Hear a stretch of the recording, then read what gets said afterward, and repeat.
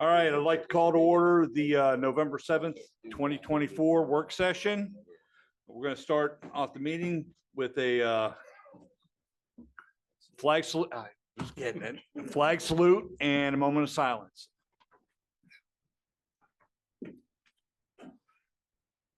I pledge allegiance to the flag of the United States of America and to the republic for which it stands, one nation under God, indivisible, with liberty and justice for all.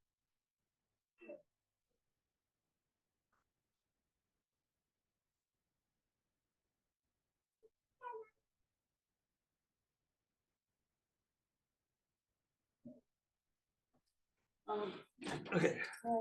Acting President, may I make a comment before we open? Can we do the roll call first? Okay, if you prefer, yes. Yeah. Thank you. Okay. Roll call. Dr. Baldino, Here. Mr. Cannon, Here. Mrs. Donahue,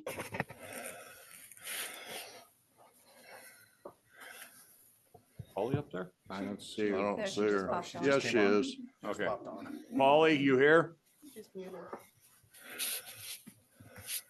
She's muted. Yes, I'm here. Okay, thank you. Mr. Elling, Present. Mr. Thompson, Here. Mr. Knopf, Here. Lynch, Here. Mr. Scaff, Here. Mrs. Smith, Here. all nine are present. All right, thank you. Before we do anything, I need to make an announcement that at 5:35 today till 6:34, we had an executive session going over some legal and personnel issues. Okay, Elizabeth? Thank you. I appreciate it, Roger. I've had a couple citizens request this maybe, well, it's been a while, and I finally got another one 2 weeks ago. The request, they find it very distracting when board members are texting each other during a meeting. So I'm requesting you consider setting a directive that cell phones are off and no texting or outside secondary communications. Thank you. Okay. Next. We're going to move on to the student government report. First up, we have the Bucktail Middle School and High School.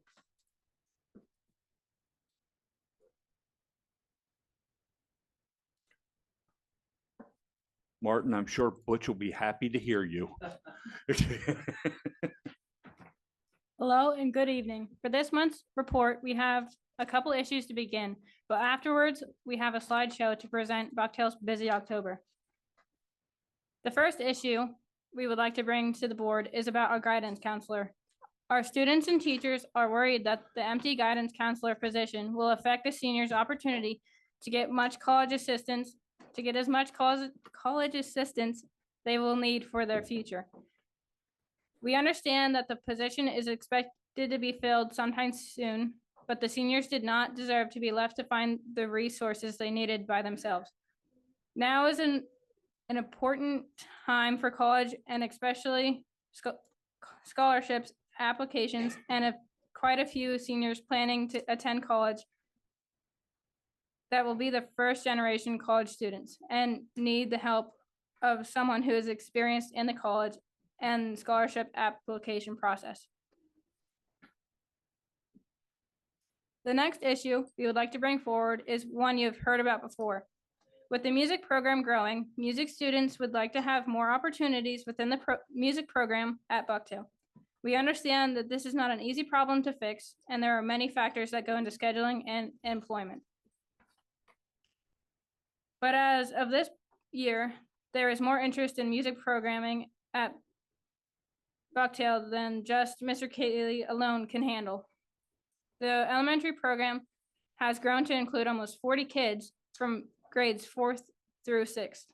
This is on top of a quickly growing high school program approaching upwards 15 members with interest in at least 5 different ensembles like concert band, choir, brass ensemble, marching band, and basketball pep band.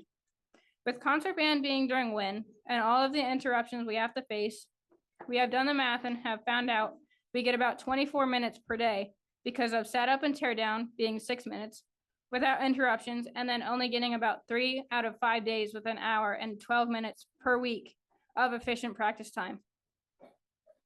To add even more to this, Mr. Cayley teaches general music classes like piano, guitar, music and film, music and movies, history of rock and roll, with interest in music theory and a ukulele class.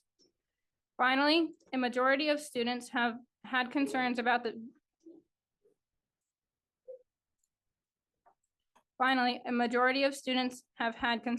vending machine that we got last year.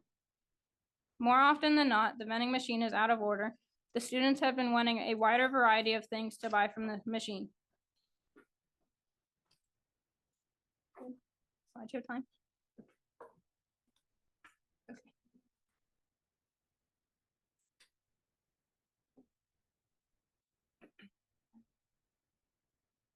Next slide, please. At Bucktail's 2024 open house, we welcome students and parents to start the school year. We had the marching band play, a whipped cream bubble blowing pie eating contest, a few other fun games, and recognition of our hardworking athletes. Of course, no open house is complete without a dunk tank. Next slide, please.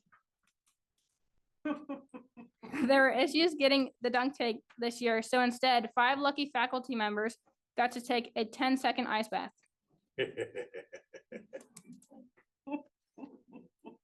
Next slide, please. In Renovo, there has been a tradition that started a few years ago with the Heritage Park Halloween Haunted House, and they have been kind enough to let us help and get to experience volunteer work while also getting some of our NHS volunteer hours in.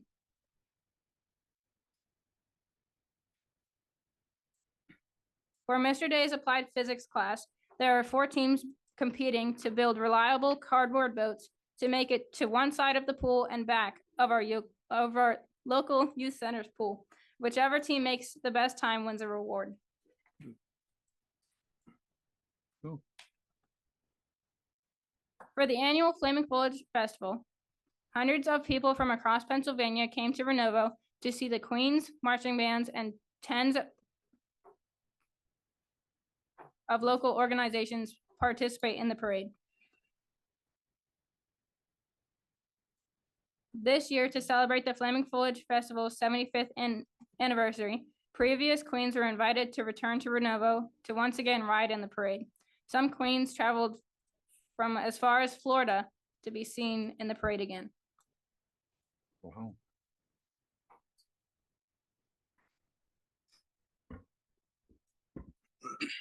The Bucktail varsity football team tries to get out to the community to be seen and help out where help is needed. This year, the football team visited Bucktail Medical Center, and we helped build a privacy fence to hide equipment next to the ER entrance.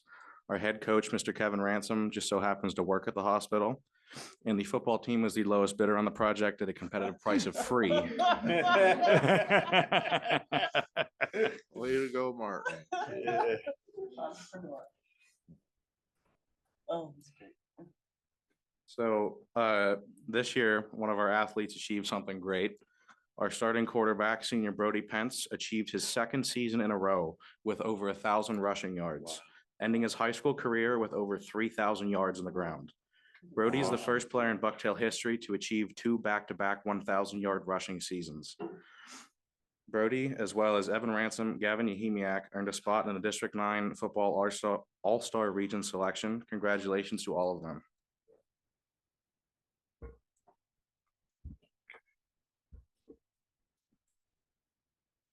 For the tennis team, a few of our 2024 Lady Bucks returned to the district doubles tournament, and each team made it past the first round and put up a good fight in the second round. We had a great time, and it was a wonderful experience for us all.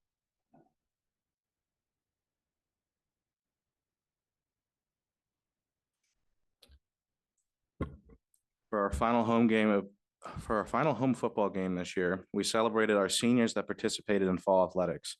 This year, we had 12 seniors that participated in either cheer, band, or football, or band and football like me.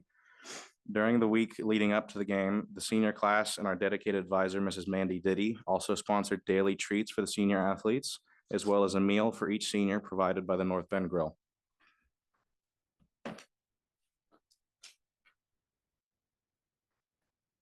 This quarter was full of good grades and positive behavior. To recognize this, the PBIS teacher and student teams hosted a reward day for the students to come to school and have a good time with team building activities and games.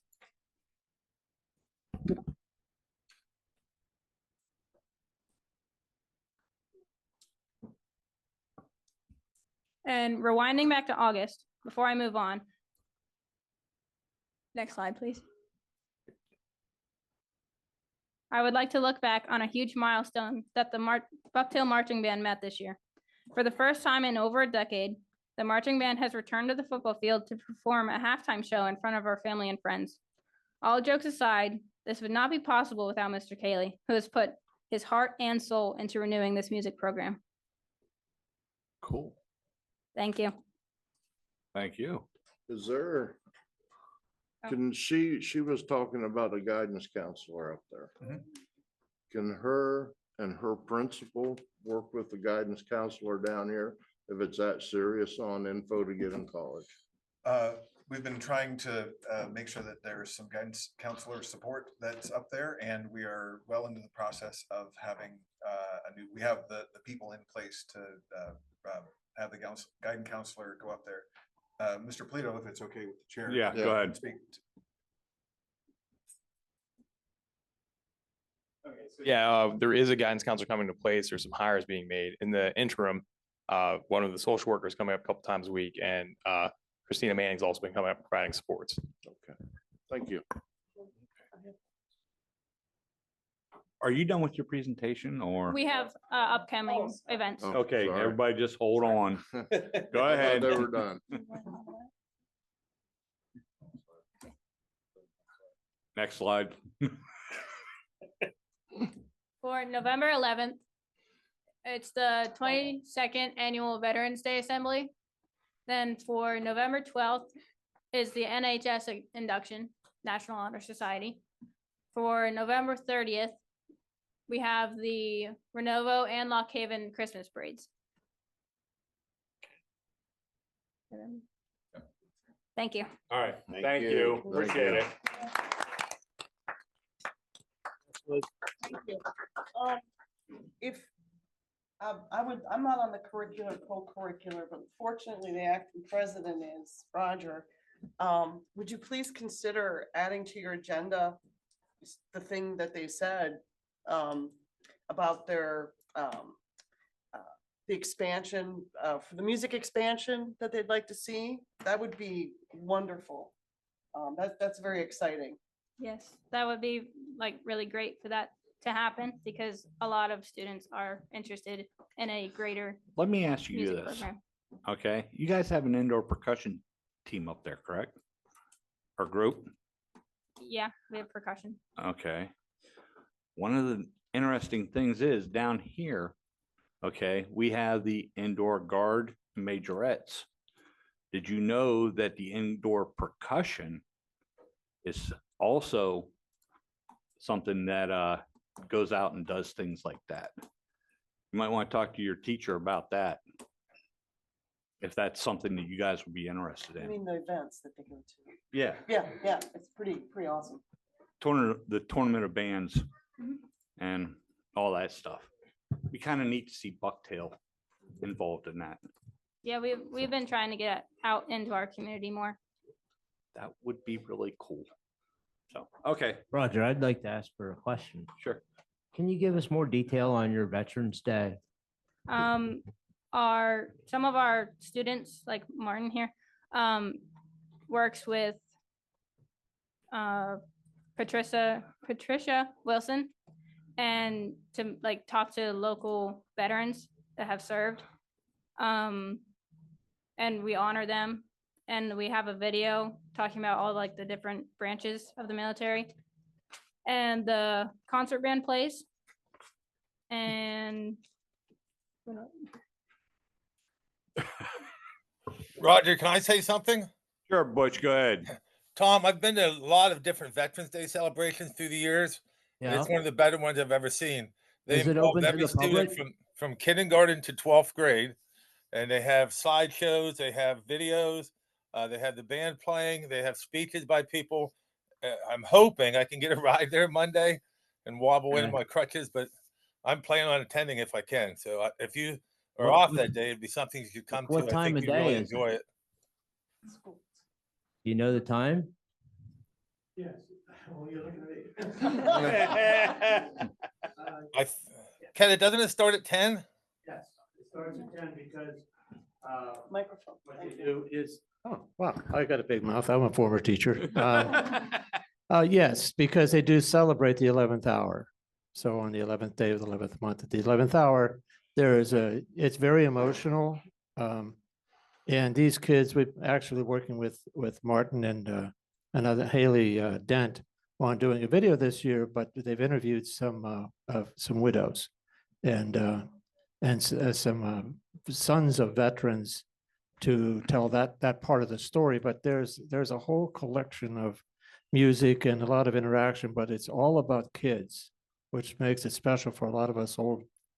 Oops, I shouldn't say that, but but it is very special because the elementary fills the place up and they participate and create one of the videos that you get to see. It's well worth your while. Okay. 'Cause We're torn. I'm sorry, Tom. We're torn in a way because there's going to be one heck of a celebration down on J Street across from the courthouse when they unveil the work that's been done down there. It's like at the same time, if you could split yourself. Well, that's why I was asking, because I was gonna go there, but if I can find something better, maybe I'll go there. If you want to be around kids and watch what happens with them, because they do get to stand up with the microphone and talk about their parents and their uncles and their aunts that are serving or who have served. That gets me. I'm Oh, yeah, a National Guard, maybe. you know what I mean? So yeah, so but it's all about the kids. Yeah. Cool. Thanks. I will be singing the national anthem and doing the 11 drum You beats. will. Okay. Awesome. Maybe I'll come up there. Thank you. That would mean a lot. All right, thank you. Thank you. Okay, next report is Central Mountain High School.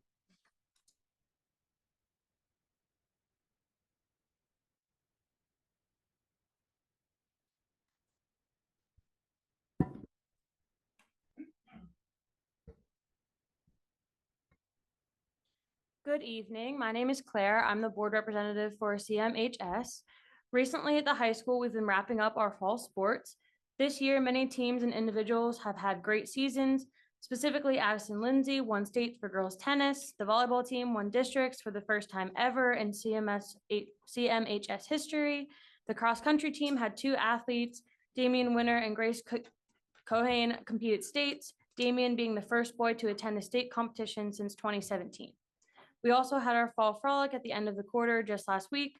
Students had a half day and got to choose from activities such as watching movies and playing board games.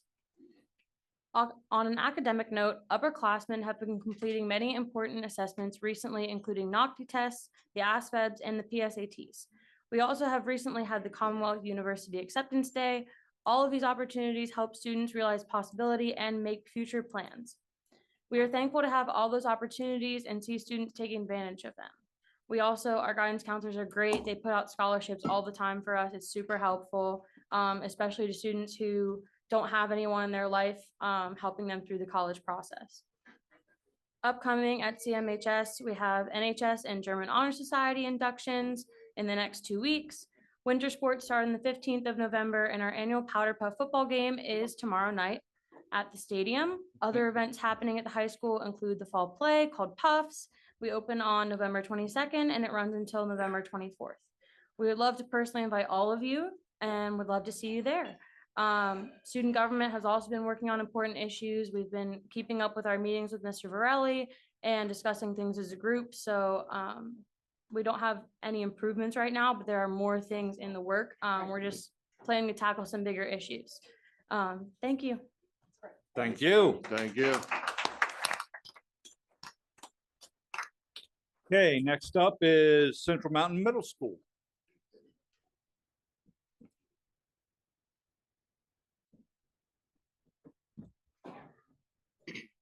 Hello, members of the Keystone Central School District Board. I'm Andrew Wolf, an 8th grade representative and president of our student government. I'm excited to share the progress and positive developments at Central Mountain Middle School. To start, we've held exciting recognition rallies for each grade level where we celebrate students have excelled academically and behaviorally. During these rallies, we also acknowledge students for their participation in extracurricular activities and school sports. The rallies have included engaging competition and fun games. Additionally, each month we recognize our Wildcat of the Month students. Each teacher has the opportunity to select a student who exemplifies our school's values. Along with this, 3 students from each grade level are chosen to attend the Leader of the Pack breakfast with the principals based on contributions in leadership as selected by grade level teachers. Our student government has been actively working with administration to address student concerns and make improvements. This past Tuesday and Wednesday, our grade level representatives visited all WIN classrooms to introduce ourselves and share how students can easily reach out to us. We've made a Google form available for student feedback, ensuring every voice has an opportunity to be heard. I'm also pleased to report that our school climate is improving. Currently, 726 students have no disciplinary write-ups, showing that our students are showing up, working hard, and making positive contributions to our school community. We are proud of the progress and excited to continue building on it. Thank you for your time and for supporting our school's growth and success. Thank you. Thank you very much. All right, moving on, presentations. First up is the School of the Month, Rob.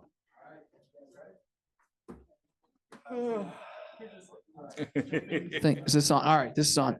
I think what we're gonna do so that our students can be seen by families and the board, Mr. Cannon, if you don't mind, if we stand behind you. All right, so if you guys line up here with Mr. McCloskey. Good evening, Tyler Barth, principal at Robb Elementary School. I'm honored to be here on behalf of our student body and our faculty at Robb. We have some very special guests that we'll get to, and they will be the majority of this presentation about Robb Elementary. Just want to recap some great things that have been happening. Going back to October, middle October, we had a great turnout for parent-teacher conferences. So we're very proud of our families and thank them for showing up for their kids. It was great to see so many faces. October 28th, we did First Responders Day and recognized our first responders. We had a great turnout for that. The students gave our first responders a champions walk through the building, and our teachers donated some funds, and we were able to get some thank yous for our first responders. So it was a great day on the 28th. And then October 31st was our Halloween parade, and it was led by the Central Mountain Marching Band, which was really cool. They did an outstanding job, so we appreciate their collaboration on that. Moving into November, we are looking forward to November 11th on Monday. We will also have a Veterans Day assembly. That's at 9 o'clock at Robb Elementary School, and you're all cordially invited to attend that. And on behalf of Robb Elementary and our faculty and students, we just want to take a moment to thank our veterans. Thank you for your service to our country, and we really appreciate you. So if you're able to make it at 9 o'clock on Monday morning, it's a tremendous ceremony. So we look forward to that on the 11th. Am I forgetting anything else, Mr. McCloskey? All right. One other thing, on Friday, we did a recognition rally at Robb Elementary School, and that is intended to recognize and acknowledge important components of our school. And at our recognition rally on Friday, we were able to recognize Miriam Wolf. She's our crossing guard. She's a vital part of our school. So shout out to Miriam. We were also able to recognize our cafeteria ladies who do so much for us, both feeding us in the morning and at lunch.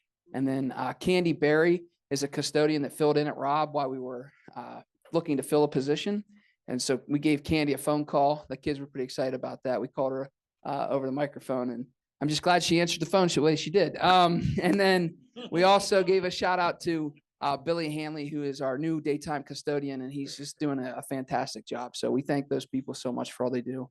And I'm going to turn it over to these guys and girls. They are what we're all about, and that's the reason we show up every day, is these kids here, and they're representing the Robb student body. So Mr. McCloskey is our facilitator at Robb Elementary School, and he's very actively involved with Renaissance, which is a school climate organization. He was actually recognized as faculty member of the month for October. So if we could give Mr. McCloskey a recognition and a round of applause. And he does a tremendous job in promoting positive school climate and culture at Robb Elementary. And he has put together this group of students. These students had to apply and were selected to be a part of our Wren leadership group. So, Mr. McCloskey, anything else you want to add to that? You gotta use the microphone. Sorry. Good evening, everybody. We had 65 applicants from grades 2nd, 3rd, and 4th. And our tier 1 PBIS team of staff faculty members narrowed down, went through all the papers and had some amazing applicants, by the way. And we narrowed it down to 1 student per classroom. And we did that because we want every classroom to have a voice. Student voice, even at this age, is huge. And our theme this year, as you can see on our shirts, is We Are. And we're going all through the year. In September, it was We Are Empathetic. And we talked about what empathy is, what it looks like, what it feels like. This month, we are grateful. Gratitude is our theme. And they are here to tell you all about who we are at Robb Elementary. So we're going to start down here with Miss Ivy. They're going to introduce themselves and then say who we are at Robb Elementary. My name is Ivy, and we are champions. C is for courage, H is for honest, A is for attitude, M is for motivation, P is for persevere, I is for integrity, O is optimistic, N is nice, and S is for seen, heard, and loved. My name is Talia. We are present. When our school has 96% or greater attendance, we get to watch a movie during lunch. My name is Violet, and we are learning about the Great Wall of China. The Great Wall of China had watchtowers. It was about 13,000 miles long. It took 2,000 years to build. Hi, my name is Jenny. We are ourselves. Nobody gets to decide who we are but us. Hi, my name is Nicholas. We are following the 4 B's. 1, be safe. 2, be responsible. 3, be respectful. 4, be kind.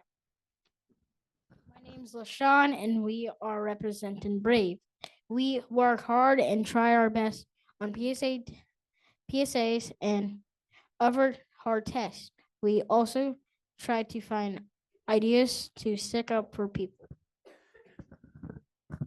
My name is Grayson, and we are learning about animals. Did you know reptiles, mammals, birds, and fish are all vertebrates? Did you know fish are the largest group of animals? Did you know that 95% of animals are invertebrates and only 5% are vertebrates? Hi, my name is Jabbar. We are unique in every way. My name is Heaven.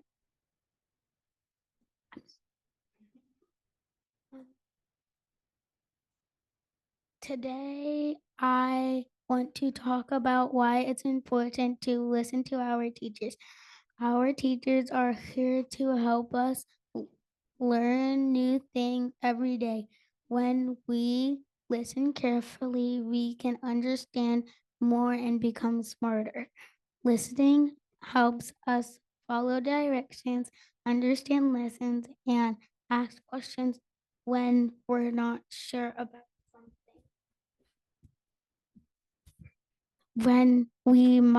When we don't listen, we might miss important information, and that can also make learning harder.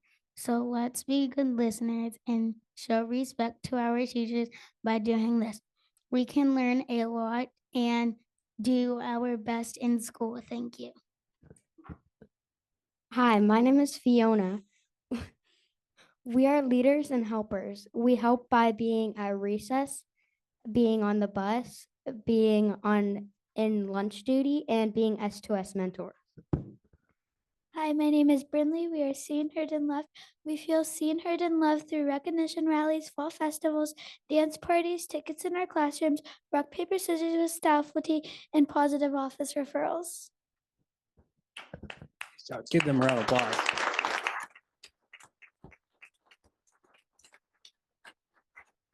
I do want to give a couple shout outs. Mr. Barr said I can't hold the mic too long, but shout out to these incredible students. I mean, 7 years old to up to 9, maybe 10 years old. And speaking in front of a group like this is amazing. So thank you to them, to the families who brought them here. I want to give a shout out to Mrs. Knopf. Where's Mrs. Knopf at? Hi, Mrs. Knopf. Mrs. Knopf's our 3rd grade staff with you member. She chose to stay down here. She lives up the road. She stayed after school to come watch her students and former student speak. And one more shout out, Miss Heaven, if you don't mind. Today I had a teacher from lunch duty come to me and say, hey, you're Renaissance leaders. We had a little issue at recess. I said, oh boy, what happened? She said, well, there was some argument going on. And one student tried to get Miss Heaven involved with it. And Heaven said, no, I'm a Renaissance leader. I'm not getting into that. We don't do that here. So if I do that, I'm not going to be a leader anymore. So I can't. So shout out to Heaven. It's what leaders do. So thank you guys very much for letting them be here and helping them feel seen, heard, and loved. Thank you.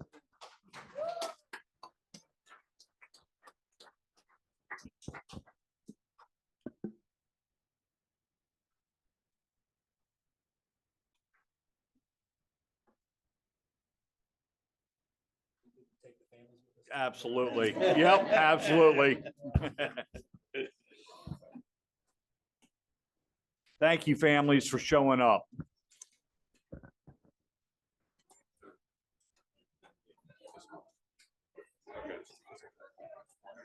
Yeah, it's gonna empty out now.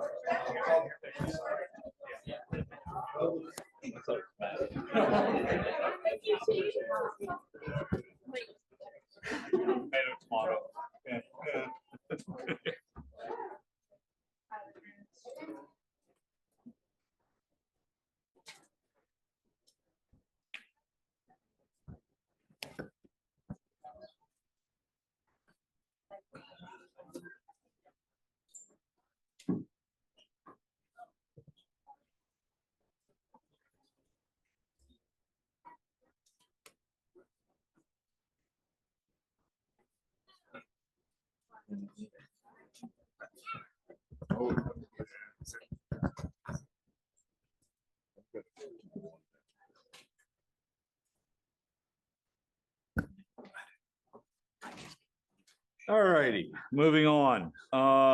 Next up, presentation on the exchange student program, Central Mountain High School. Thank you, Colton. Good evening, board. I'm also going to be like Mr. Barth. I don't like to sit. I'm going to walk a little bit, but I'm sure, Colton, keep that camera on me, okay, all night. We're all right. It is an absolute pleasure to be here before the board this evening. It's tough to follow that active course with such wonderful kids. And as a high school teacher, listening to teenagers all day complain about problems and things like that, which we have to do, but it's so encouraging to hear that young kids have that drive and that desire to learn. So shout out to Mr. Barth and Mr. McCloskey for creating an environment where that happens. Thank you. It makes our lives when they get up to our building a lot easier. Tonight, I'm here to tell the board, because we have some new members of the board that might not be aware of the program that we have at Central Mountain, known as our German-American Exchange Program. We do have members on the board that are familiar with this, and I'm glad that they're here and get to hear this again.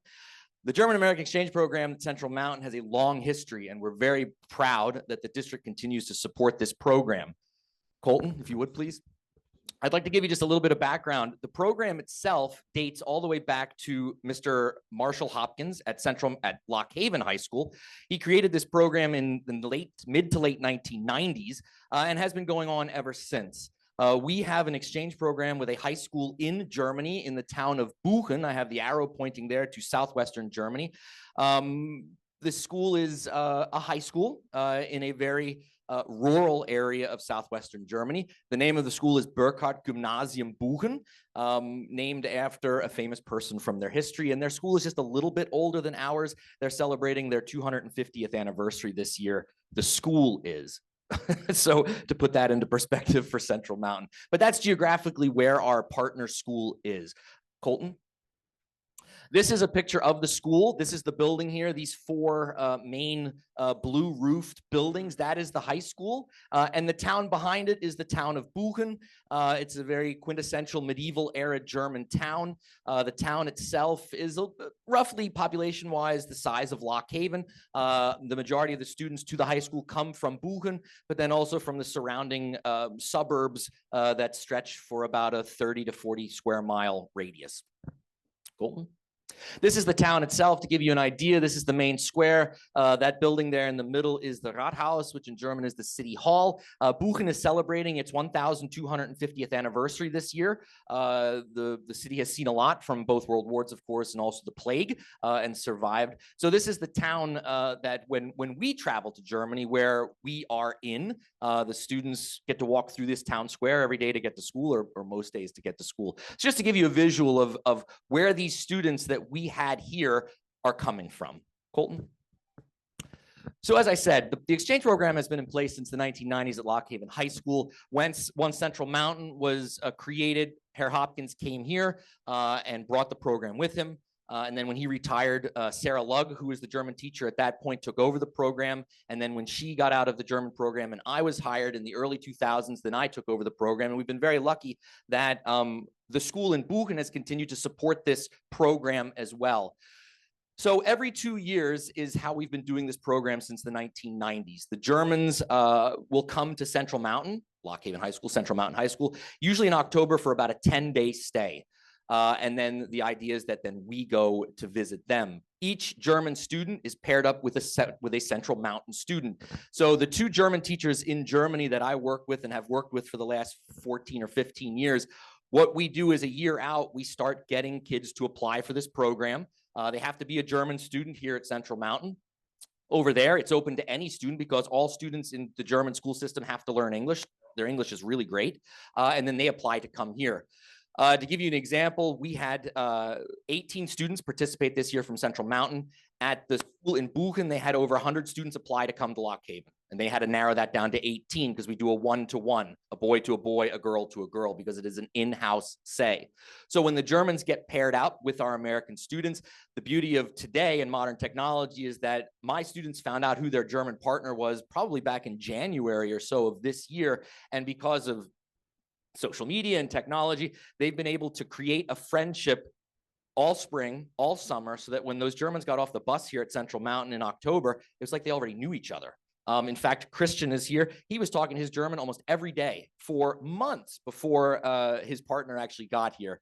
And the way the program works is that we do partner up kid to kid.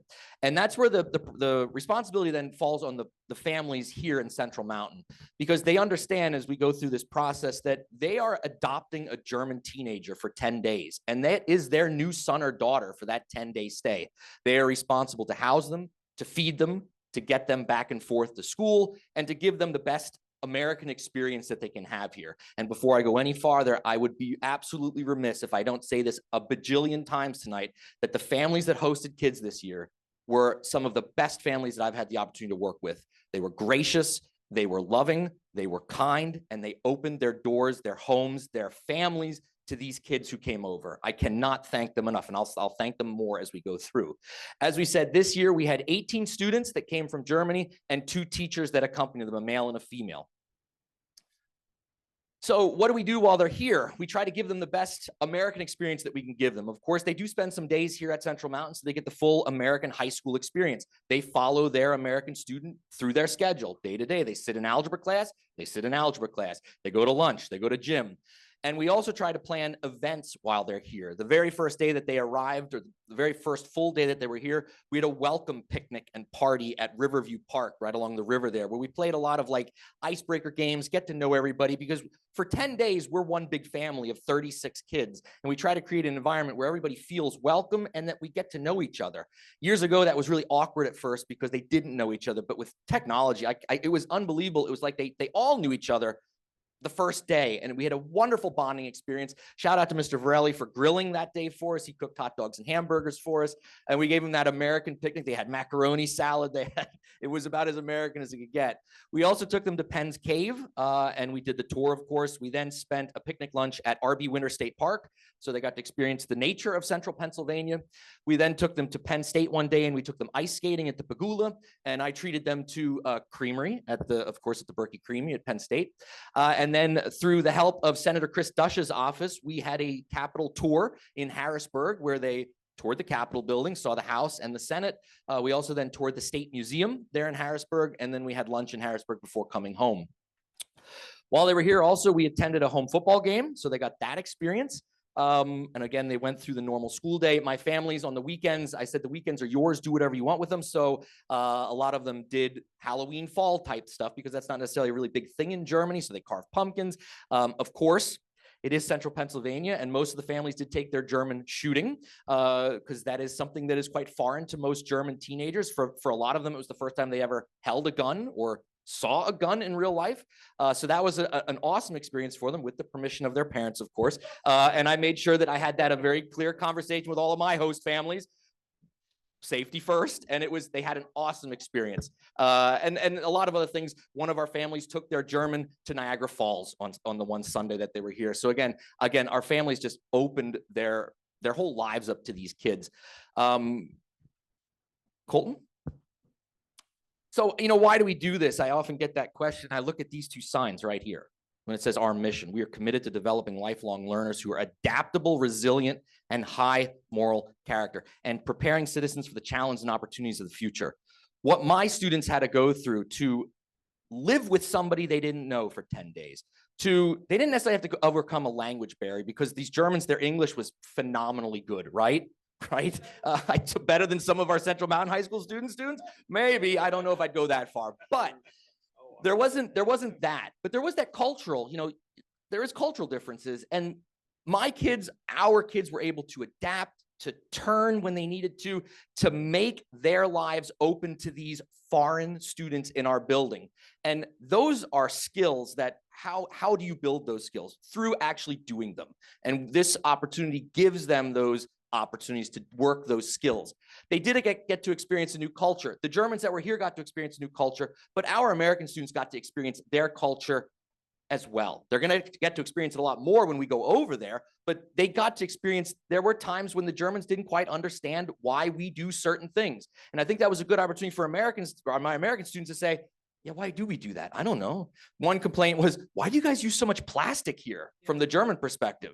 And, as Americans, we just don't think about that. But for a German, that was one thing that one of the German girls pulled me aside and asked me that. And I said, well, we do, and that'll be something when we go that they're going to understand that the German view on environmentalism is quite different than our environmentalist view here in America. Our students did get to use the German that they have. I did hear them speaking some German every once in a while with their German, so that was really great. And then also, the last two are big. It helps our students become global citizens to understand that there is something beyond Clinton County, beyond Pennsylvania, beyond the United States. And they lived with a teenager, someone that had maybe the same interests as them. Maybe they were into the same kind of hobbies and free time activities, but yet they were different. And it was such a powerful experience for our kids to understand that there's a kid halfway across the globe that, even though is very different from me, is also very similar to me. And that's building bridges between our countries and between our cultures and between kids. What more could we ask for? Colton? I want to say a couple thanks, and then we have some photos that we'd like to share. And I also have some of our students and our parents that are here that I'd just like to have them give the opportunity to share their story and their experience. First off, I have to say thanks to our host families. We could not do this without host families. We could not give the experience to these Germans that we gave. We vetted these families. I didn't tell them this, but throughout the process of applying, I have to take into consideration, and Mr. Varelli and Mrs. Klein helped in this process too, that we are putting students in homes that we know are going to be safe, that will be a good experience.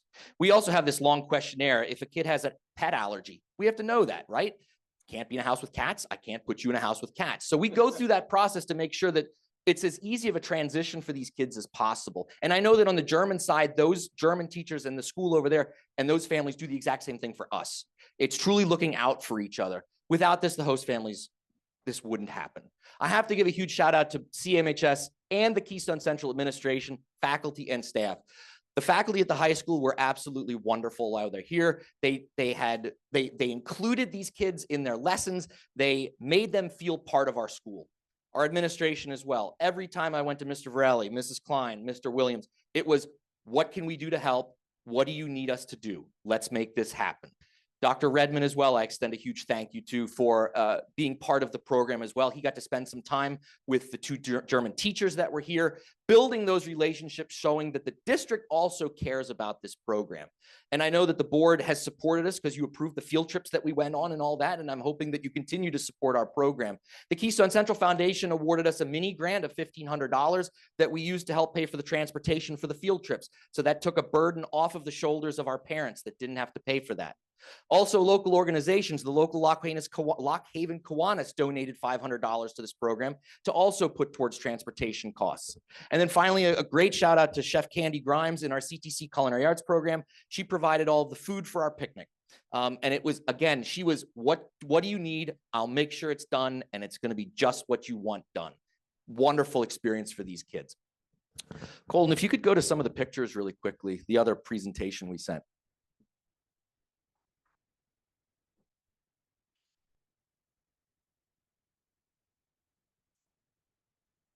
And I think what we did send, I think all the board members have a link to this as well, because the pictures are quite small, but on a computer screen, they're not that bad. So when the Germans first got here, their bus arrived at Central Mountain, and it was, I love this picture right here in the lower left, because that's one of our Central Mountain students on the left, meeting his exchange partner for the first time, and it smiles, they're shaking hands. There were hugs on the first day already, which was great to see. We have a little bit of video clip of them getting off the bus. And at first there was a little bit of awkwardness, of course. It was like the Americans were on one side and the Germans were on the other. It was like Napoleonic warfare. And we were waiting for the two sides to go at each other. And then eventually I said, go say hi. And it was like, boom, they all went together. It was really great. It was a great way to start it off. Colton? Some pictures from our Riverview picnic day, Riverview Park. We have the kids involved in team building games and getting to know each other. We also gave them time to just go and get to know each other, not plan stuff. They ate together. They communed together. They walked down to the river together. They really got to build relationships and friendships. Colton? We did do Penn's Cave. Since our group was so big, we had two boats, and we were lucky at one point. One boat was going one way and the other boat was going the other, and we passed each other in the middle of the cavern. We had beautiful weather on all of the days that the Germans were here. We couldn't have asked for more. So we got to experience that. RB Winter State Park was, again, we had them, they got to go on a hike if they wanted to, experience nature and central Pennsylvania's beauty. The ice skating was a lot of fun because you had a mix of kids that had never done it before, and then you had kids that had been skating their whole life. And you saw the kids that were good helping the kids that were falling all the time. There were Germans picking up Americans, and there were Americans picking up Germans. And again, it was just another great team building event. And it was fun to be part of. And then, of course, the creamery. I can't beat ice cream, right? Colton? The trip in Harrisburg was also wonderful. The tour was great. If you've never done a tour of the state capitol, I highly recommend it. We also got to go into the governor's official welcoming office, and we got some pictures behind his big desk. That was quite fun for the Germans as well.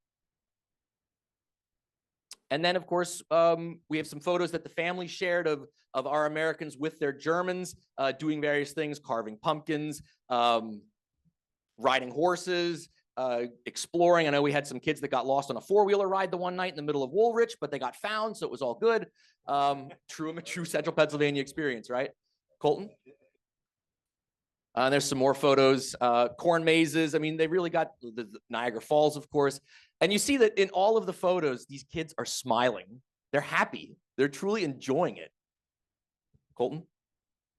And then finally, we did have to say goodbye on Sunday, October 27th. The Germans left here, and that's their bus leaving. And I always know it's the sign of a good exchange if there are tears.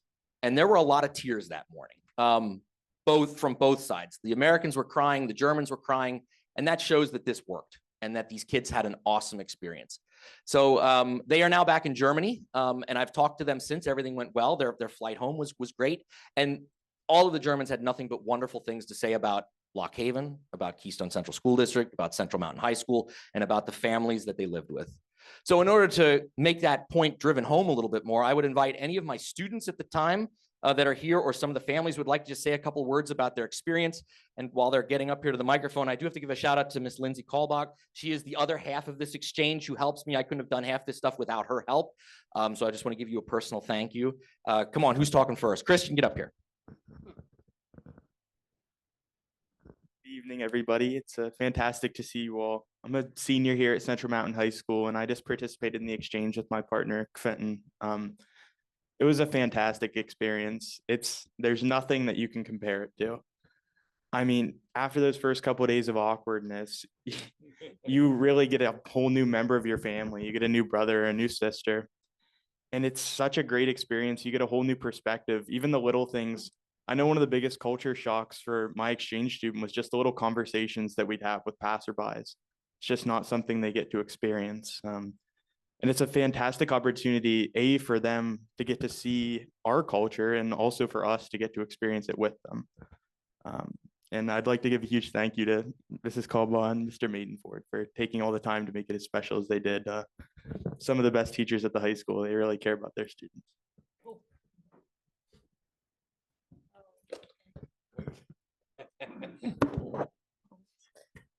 Good evening, everyone. I also participated in the exchange. I was a student who took their kid to Niagara Falls.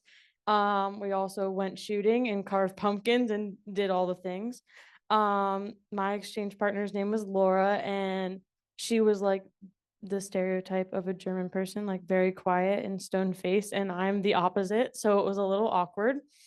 But after the awkwardness, it was great. By the end of exchange, we had inside jokes and we're making fun of each other. And I have like her friends' contacts that I have never met who didn't come on the exchange.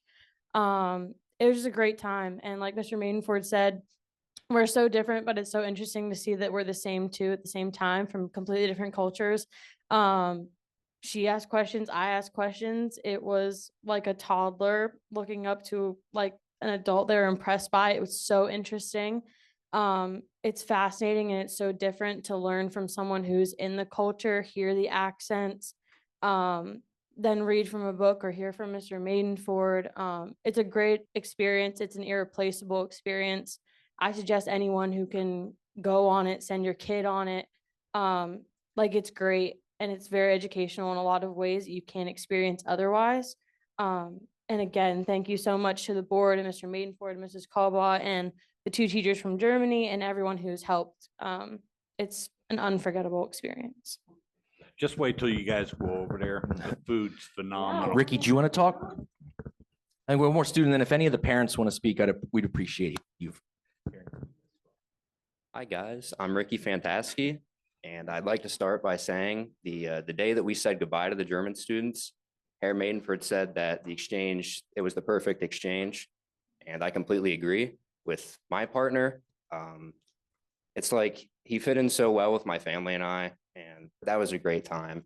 And I loved showing him around Clinton County and the beauty that we have here. And I'm sure the beauty they have in their country is a lot more older, yeah. But I'm very excited for that. And yeah, it's like I had another brother, and I'm an only child. So that was that was kind of a shock, but I'm also not quite sure how you guys got a kind of like a sense for how similar I was to my partner, Lucas. Even though we don't even share a lot of similar interests, we were very common in the way that we act. And it was great having him around, and I can't wait to meet his family. And we ate some very good food with him as well. Yes. Thank you guys for listening. Yes. Any of the parents would like to just say a quick word or so?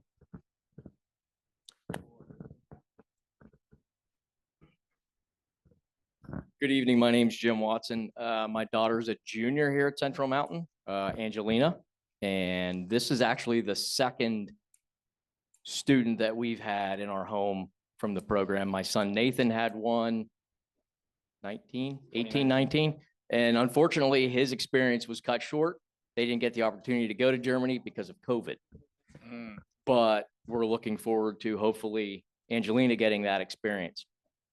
I have to say that the faculty and members of this group that set this up did an absolutely fantastic job of getting kids that matched. their hobbies, their backgrounds. I can't say enough about how well they manage the program.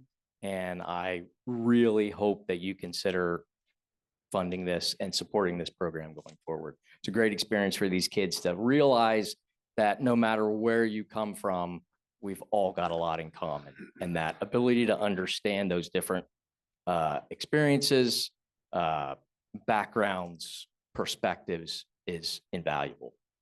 Thank you.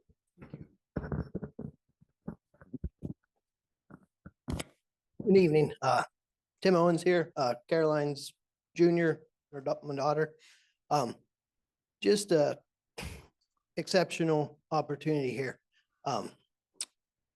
We came to America years ago as immigrants. These people are Germans. They didn't experience the land of the free, home of the brave that we do. And just to show her the opportunities that we have that they don't.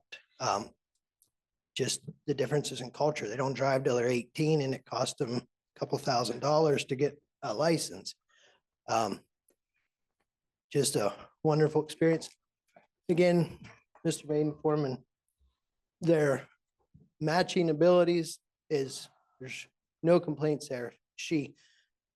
We welcome a foreigner into our home and 10 days later, it feels like she's been there a lifetime. Now, one thing she was curious about, you can't come to Mill Hall without going to the ice shack. And so we're sitting in the ice shack and there's a table of 2 Amish couples.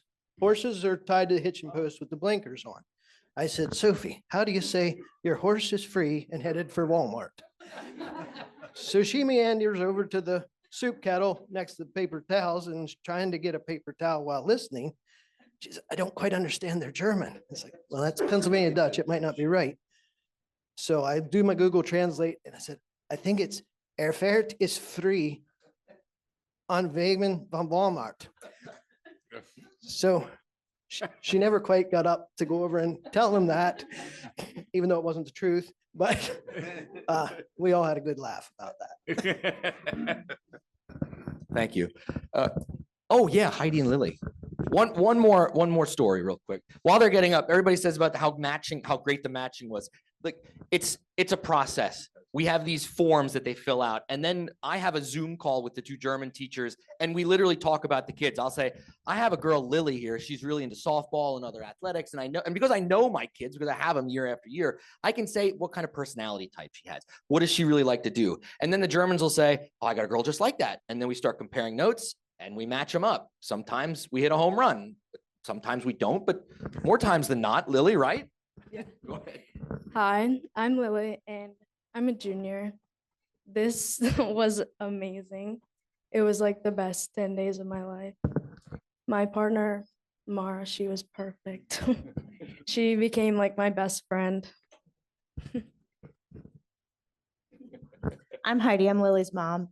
When she brought the permission slip home, it was months and months prior to this. And so, yeah, you sign the permission slip and you don't think anything about it. And then 6 months later, you're getting a German student and the stress starts to settle in. So like I started to stress out about it and start to worry about what are we going to do with this girl? Like, what if we can't communicate? And I happened to be late working that night. So I showed up to the volleyball game and I wanted my husband to point her out to me. And I'm like looking and we're looking for her. And she was already in the student section, like cheering with everybody and fitting right in. And that's pretty much how seamless this process was. Like it was just easy. I don't think there was any more added stress. I think it was a wonderful experience for Lily, for the students. And again, like I was really nervous about it and it was seamless. It was amazing. So I thank you guys for all the effort that you put into making that happen. Again, thank you to everybody that was involved in this program. We could not do it with the help of everybody. It takes an army. It truly does to do this, to make it work the way that it came off. Later tonight on your agenda, the school board will be talking about our trip to Germany scheduled in June. Of course, we're hoping that you see this favorably and approve that trip because the Germans can't wait to host us. So we'll leave that. If the board has any questions, I'll be glad to answer them. If not, thank you so much for allowing this program to continue. Thank you to everyone involved, and we look forward to continuing this in the years to come. Thank you. Yeah. Thank you. exchange program, 1000% support, always will. My question is, do you think maybe someday in the future that maybe the Bucktail campus might get some sort of opportunity to join in on this? I mean, don't even answer it now, but just put it on the radar maybe. Well, I mean, my knee-jerk reaction is they don't have German up there. And we have had some students in the past Zoom in to German classes at Central Mountain from Bucktail. It tends not to be as successful, and you probably can understand why. So that would be my answer at this point in regards to that. All right, thank you. Understand. I just want to add to what you said, Doug. I was one of the parents when my daughter did it, when Herr Hopkins was here. And we had a German student stay with us. And it was a great experience. It really is. It's for everybody involved, the parents, the students. It's my daughter got to go to Germany and she loved it. And so it's a great program. I will say, as warm and as welcoming as our families were to those kids, from experience, the German families over there are just as warm and welcoming. They treat us like royalty when we're over there. They truly do. So we meet the mayor. The mayor has a picture of Lock Haven on his wall in that old city hall, and he's got a little American flag next to it as well. So we've spread a little bit of Clinton County over the years, all the way to Buchen, Germany. So thank you again, everyone. Thank you. Thank you. Okay, next up, Jeff Straub, Crabtree, Robar and Associates.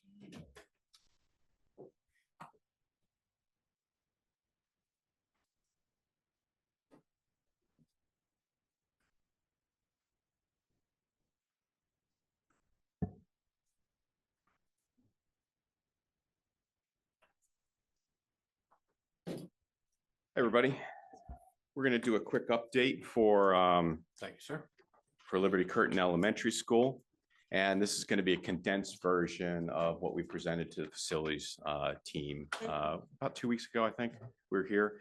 In fact, for anybody that was here at that meeting, even a few of the photos as well as the pay application has been updated since that time, because we received the end of October's pay applications from everybody.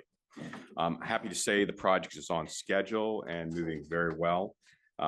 Right now, time-wise, we're just under 60% complete with the project, and we are cost-wise 67% complete with the schedule.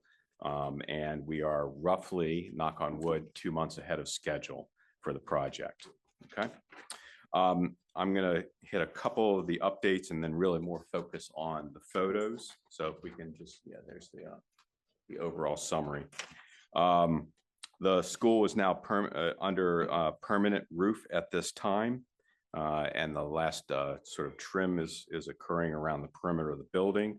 Final exterior windows are going on the building. And even since these photos that are in the report, the metal panel has been completed on the exterior of the building.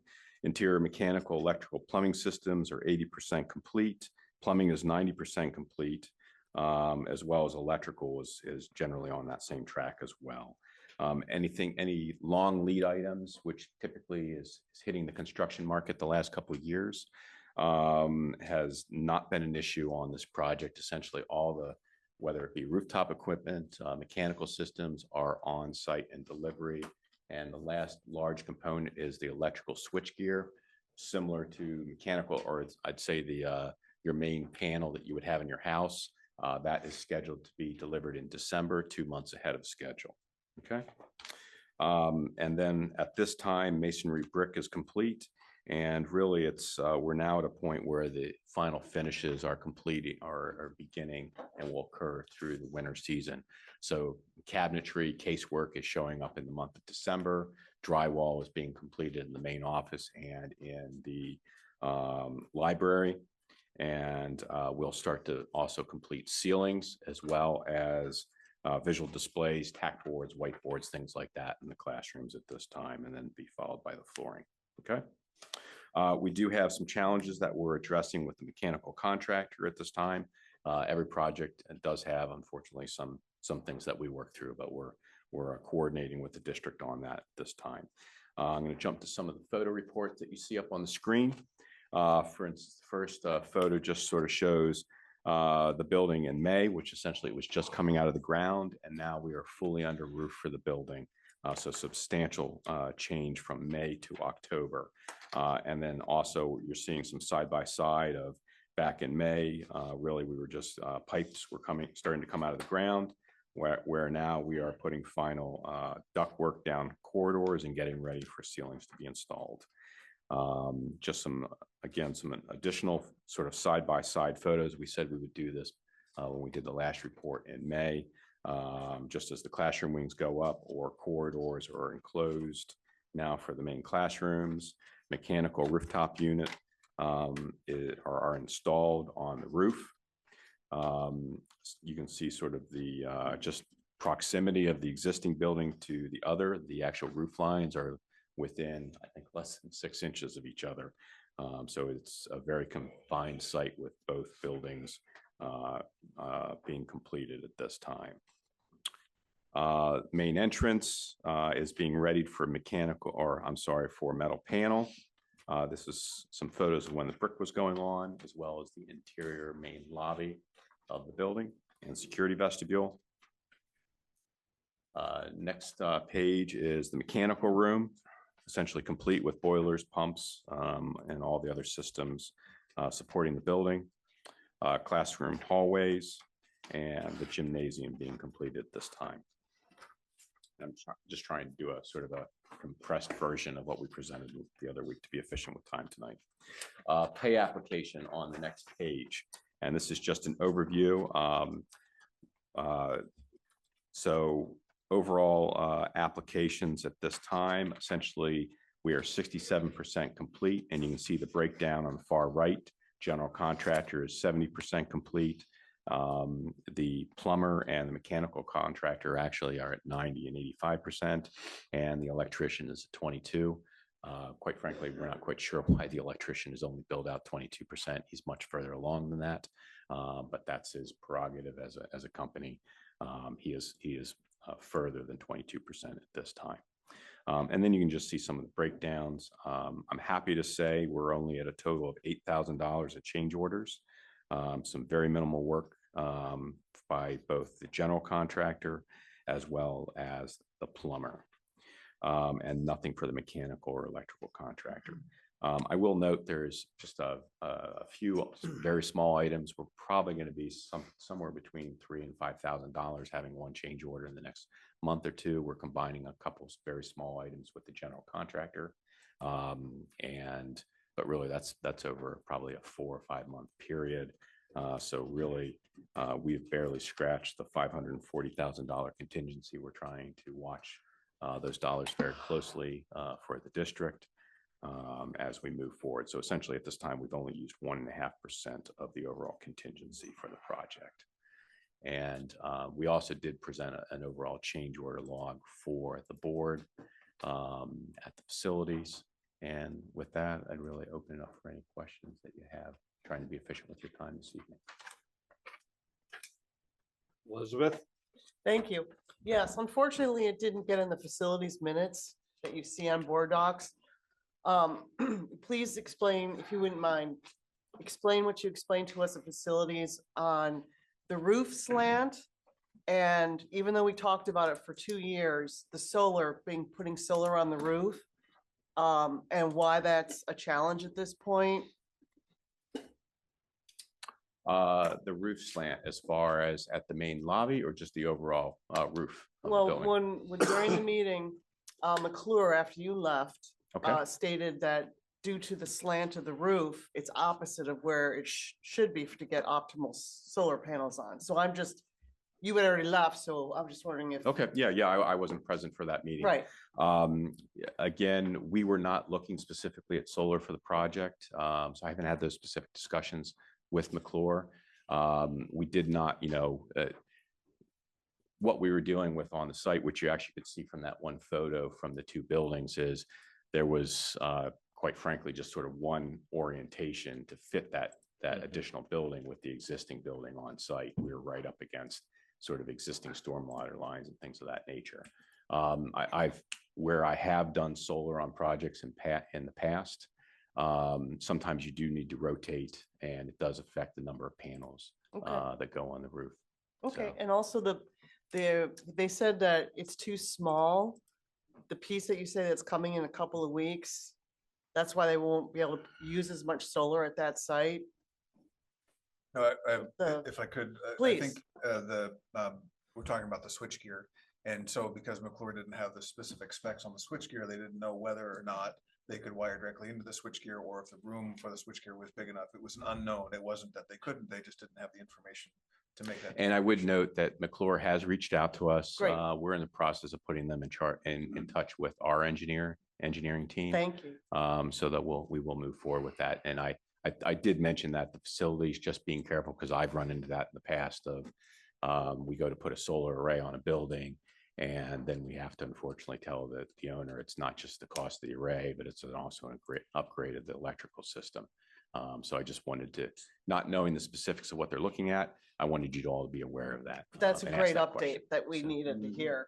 So Okay. do you have any idea when, will we know by the next facilities committee meeting, maybe?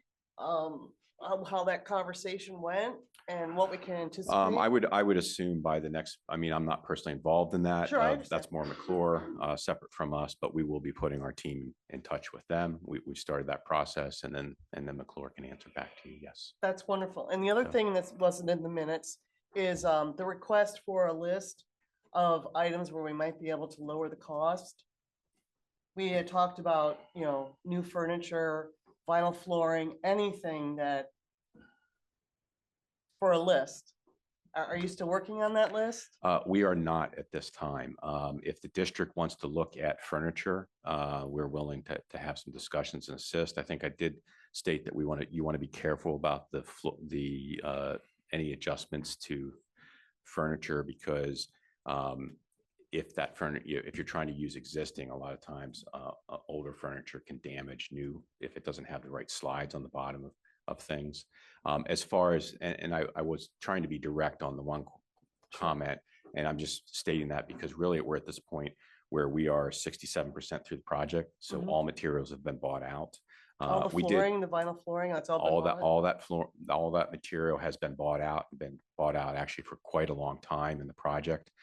We did very early on in the project, and as per the direction of yourself and the rest, really as a board as a whole, we did look at a lot of cost savings for the project. Sure. There really isn't a lot to take out of this building. It's really, when you walk in, there's a few accents, more paint than things, but you'll notice when you walk down the corridors, it's concrete block walls like you see here. Very efficient, very cost effective, will hold up for 30, 40, 50 years. So we really were, and you also see that on the exterior of the building. It's a very straightforward facade, mix of brick and some metal panels, but there's not a lot of, it's very straightforward construction. It's nice. It will hold up well, and it'll be an addition to your community, but it's also very efficient dollar wise. So we did have those discussions. Probably the big savings that we're bringing to the project, which I'm happy to say, and frankly a little bit unexpected, is the contingency, to not have to spend $500,000 plus in a contingency. We typically do see, I would have anticipated that we would have utilized most of that contingency on this project.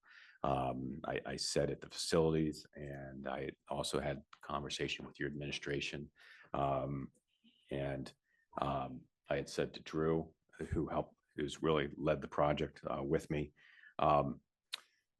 I have never had a project that's only had $8,000 worth of change orders on it. That's as close to perfect as you get. Again, knock on wood, we might run into some things when we take down the existing building, but that is a huge, essentially you're saving $500,000 on this project.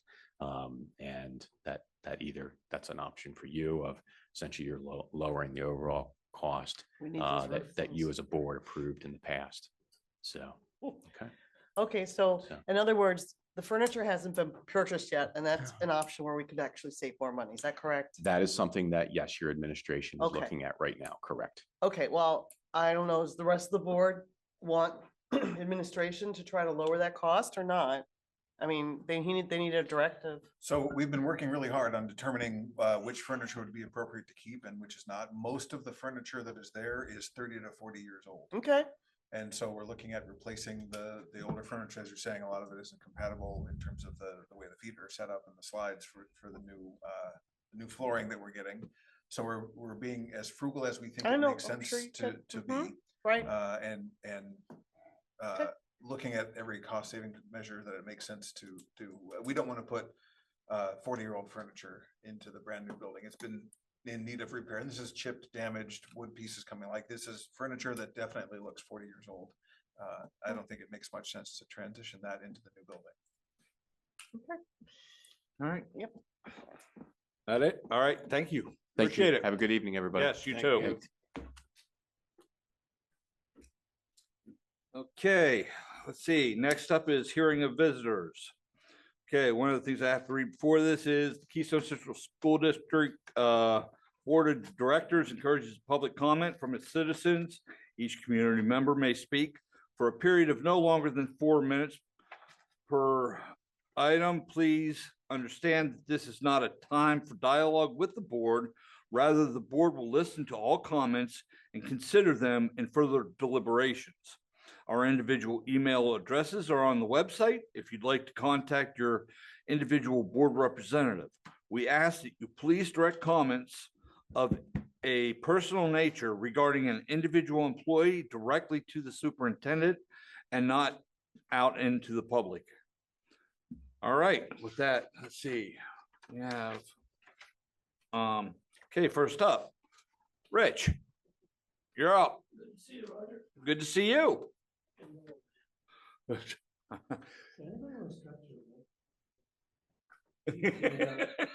an old fifth grade teacher, we can do jumping jacks or some kind of thing.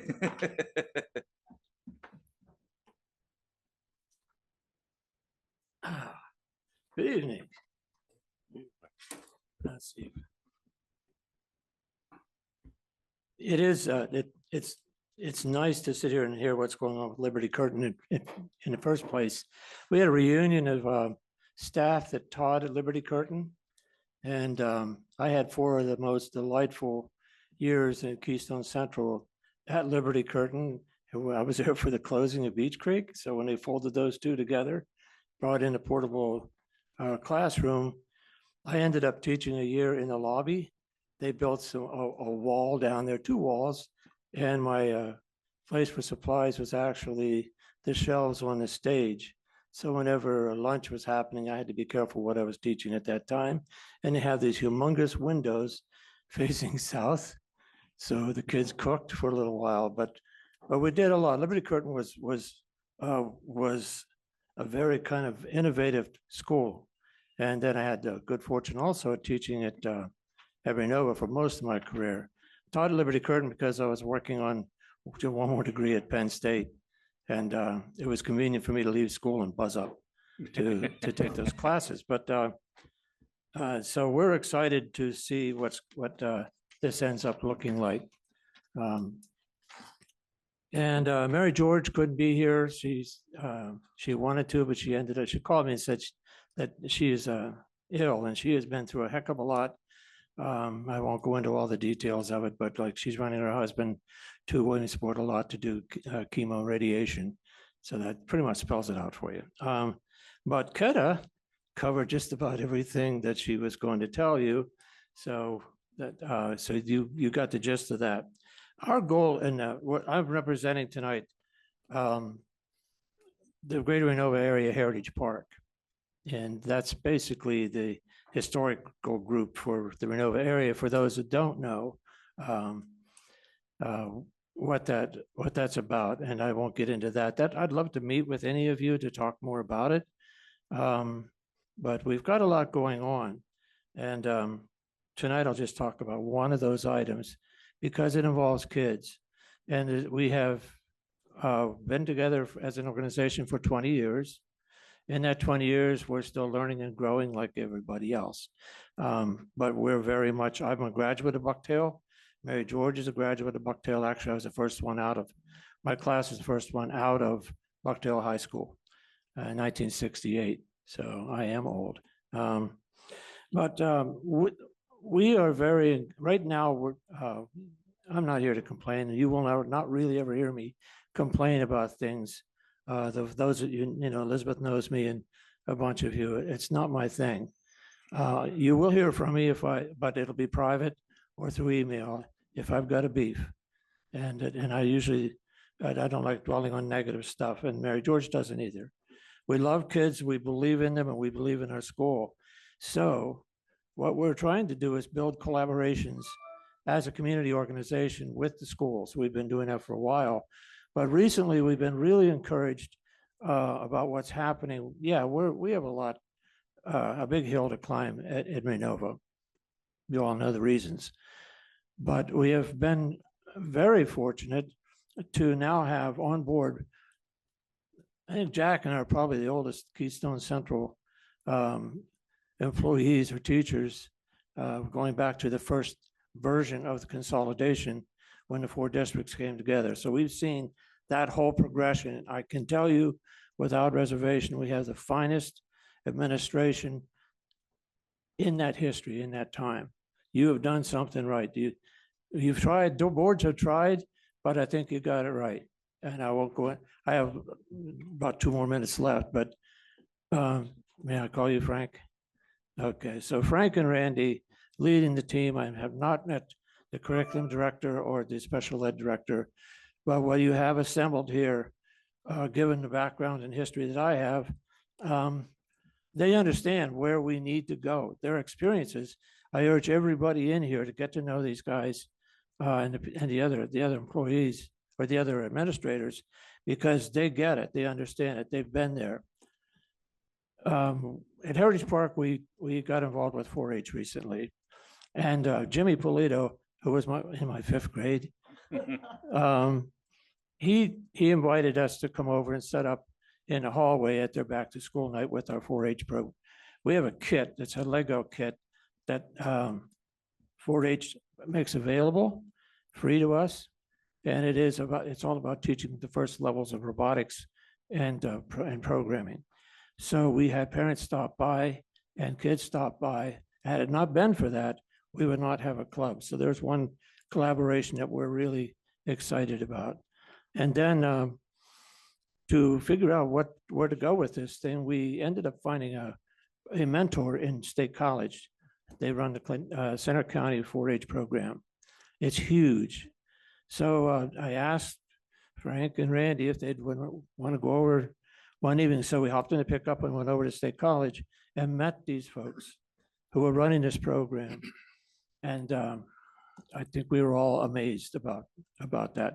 So we now have the beginnings of that. We are talking about growing this further to where we have more kids involved in it. But what can we do in Keystone, actually in high school? Without a shop there anymore, we have the opportunity to grow a makerspace. I'm all about the future. So if we take that idea, well, these guys they've worked with them, they've developed them. So we're going to be going down to Penn College with Randy's help to see the robotics program down there, and the parents and kids are all excited about that. Okay, Rich. Yes. Your time's up. So okay, all so right.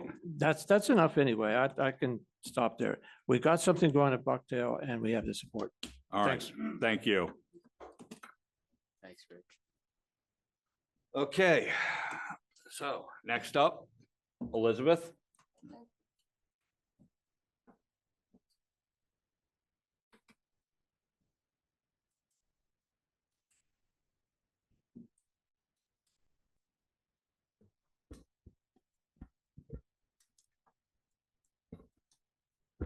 Thank you, Elizabeth Lynch, citizen of Mill Hall. I'm just a continuation from when I started last week. Action number 9. This is in regards to the TCC and Keystone's delegate and the tax office. Just picking up where I left off. Yeah. The third proposal from Center County government appears to be requested by the tax office in July, leaving no time to put together a full proposal. Clinton County government was never asked, nor was the current tax collection agency requested to renegotiate the current contracted fees. During the September 4th TCC meeting, Clinton County government did state they would do it for a lower fee at 1%, but they need additional time. TCC is a separate subdivision of government. You appointed your TCC delegate in February, Resolution 144. Your delegate is your collective voice, and you give them directives. Robert's Rules of Order, 12th edition, Chapter 20, convention delegate or alternate states.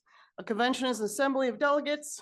Delegates are representatives of the constitute units of a large group. You are free to vote as you see fit on matters that come before the convention, except that you must vote in accordance with any instructions your unit may have chosen by majority vote. That's you. Keystone has 58% of the weighted TCC delegate vote. When will the school board give a directive to your TCC delegate stating you do not support Keystone Central School District owning the greatest level of voting power over your other community members? In addition, you are supposed to be receiving a monthly 4-page Act 32 EIT financial report that itemizes income and expenditures. When was the last time you received these monthly reports? Months ago, the TCC contracted tax officer publicly stated a plan to end their employment with Keystone and TCC soon. Has the date been submitted? Shouldn't you and TCC know when their end date is so affected parties can start the public job search process immediately? Regarding the pending Keystone Collections contract, at the October 29th TCC meeting, the delegates decided to not accept the suspect Keystone Collections contract and will now prioritize their own needs, amend their bylaws, and end the weighted voting system. In summary, yes, we all want the lowest tax collection fee combined with the best customer service opportunity. But first, offer TCC the respect they haven't been given and show them support by giving them time and ask for their input before you publicly release the future tax office supervisor job description. Again, what I shared tonight is a compressed summary of key considerations. I hope you do not continue to support employees or delegates working on private objectives outside your directives and authority. Thank you.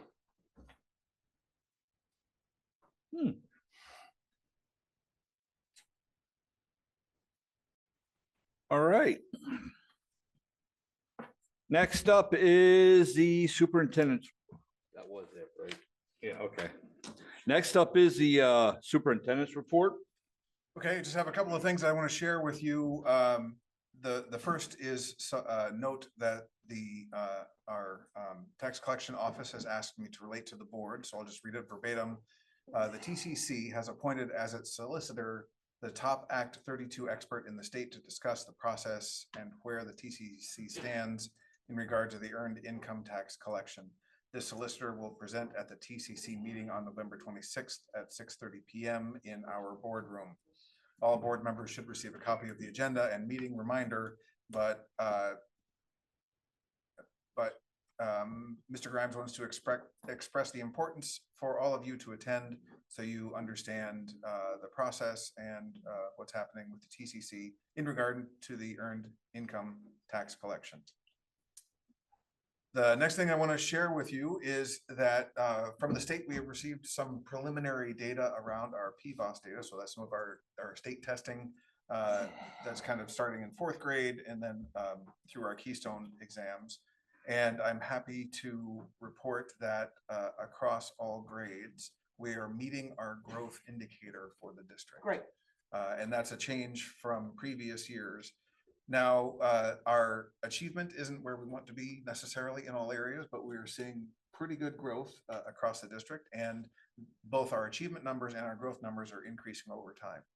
So I think that is an indicator that the efforts we're putting in place to increase our students' academic success is showing some positive results. The last thing I want to talk about tonight. What's our current percentile rank? That hasn't been released yet. So the last thing I want to talk about right now is that on Monday, Pennsylvania Department of Education Secretary of Education, Dr. Mumine, came to celebrate one of our custodians, the custodian at Woodward Elementary, Crystal Park, won the RISE Award. That's the Recognizing Inspirational School Employees Award. It's given out to classified staff members. She is one of 2 people in the state to receive the award. It actually starts from a federal level award system, this RISE Award.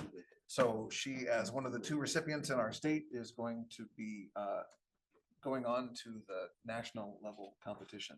It was a great hour that we were able to spend with Dr. Mumin, and watching him try to ride the floor scrubber was kind of amusing. Crystal was teaching him how to sweep and how to do the floor scrubber. I was gonna race him. He was changing the paper towel rolls in the bathroom.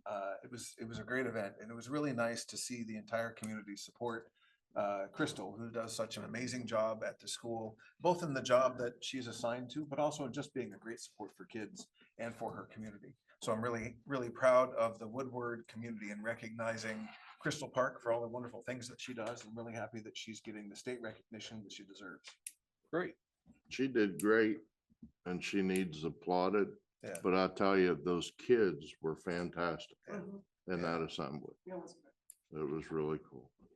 And for more than a half an hour, students K through 4 sat quietly, paid attention, were involved and engaged. Yeah. So that They were the drivers of that whole event. It was beautiful. That's awesome. Yeah. That's great. All right, next up, committee reports, personnel.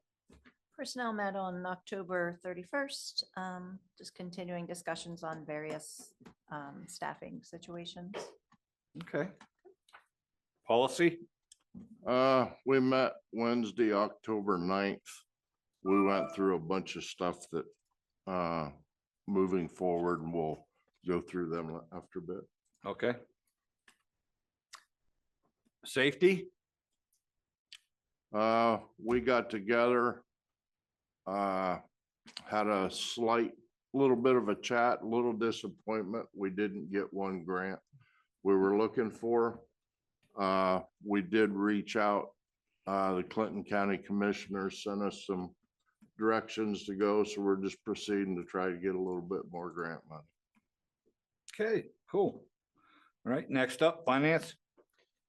Hey, Finance Committee met on the 22nd of last month, and we covered about 5 different items. First of all, Justin Eby, our HR director, and he gave us an overview of the title funds and how much we have, how much we receive in federal title money.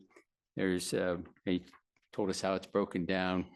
Majority of our money is used for Title I, and all of that money, all the Title I money is used for staffing in the buildings, for staff that helps to remediate and work with the teachers to help give extra help to the students that need it. Second, I'm going to skip down and hold that till last. We talked about the adequacy funding was the additional $489, almost $490,000 we received from the state this year. And that has been used to fully fund the full day kindergarten. That was put to that, which because usually been done in the past.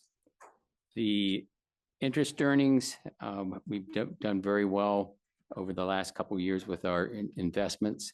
Our CDs have been renewed as of the 1st of September at a 5.25% interest rate for a 3-month period. The enterprise system, that's the new software system that the business office is going to be kind of putting in incrementally over the next couple of years. You'll see, I think it's on the agenda here later on, breakdown of the cost of that. It'll be phased in, like I said, in different increments. The other item that we talked about was the summer rec program, and it's on the agenda here later on. And I'd asked Mr. Jack Bailey, who ran the program for many, many decades, from back in the early 60s. One of the questions that the committee did not understand or have a background on is how it actually started, where it began, who started it, who funded it initially. I talked to Jack. Unfortunately, he had to leave. I was hoping he could be here to answer some questions, give us a little history lesson on, but basically in talking to him, the program was initiated back before there was even a Keystone Central, back in the early 60s. It was started by the superintendent at that point. He had kind of directed Mr. Bailey to start the program, get it up and running, and it has been working in some form or another ever since that point for the last, 50, 60 years.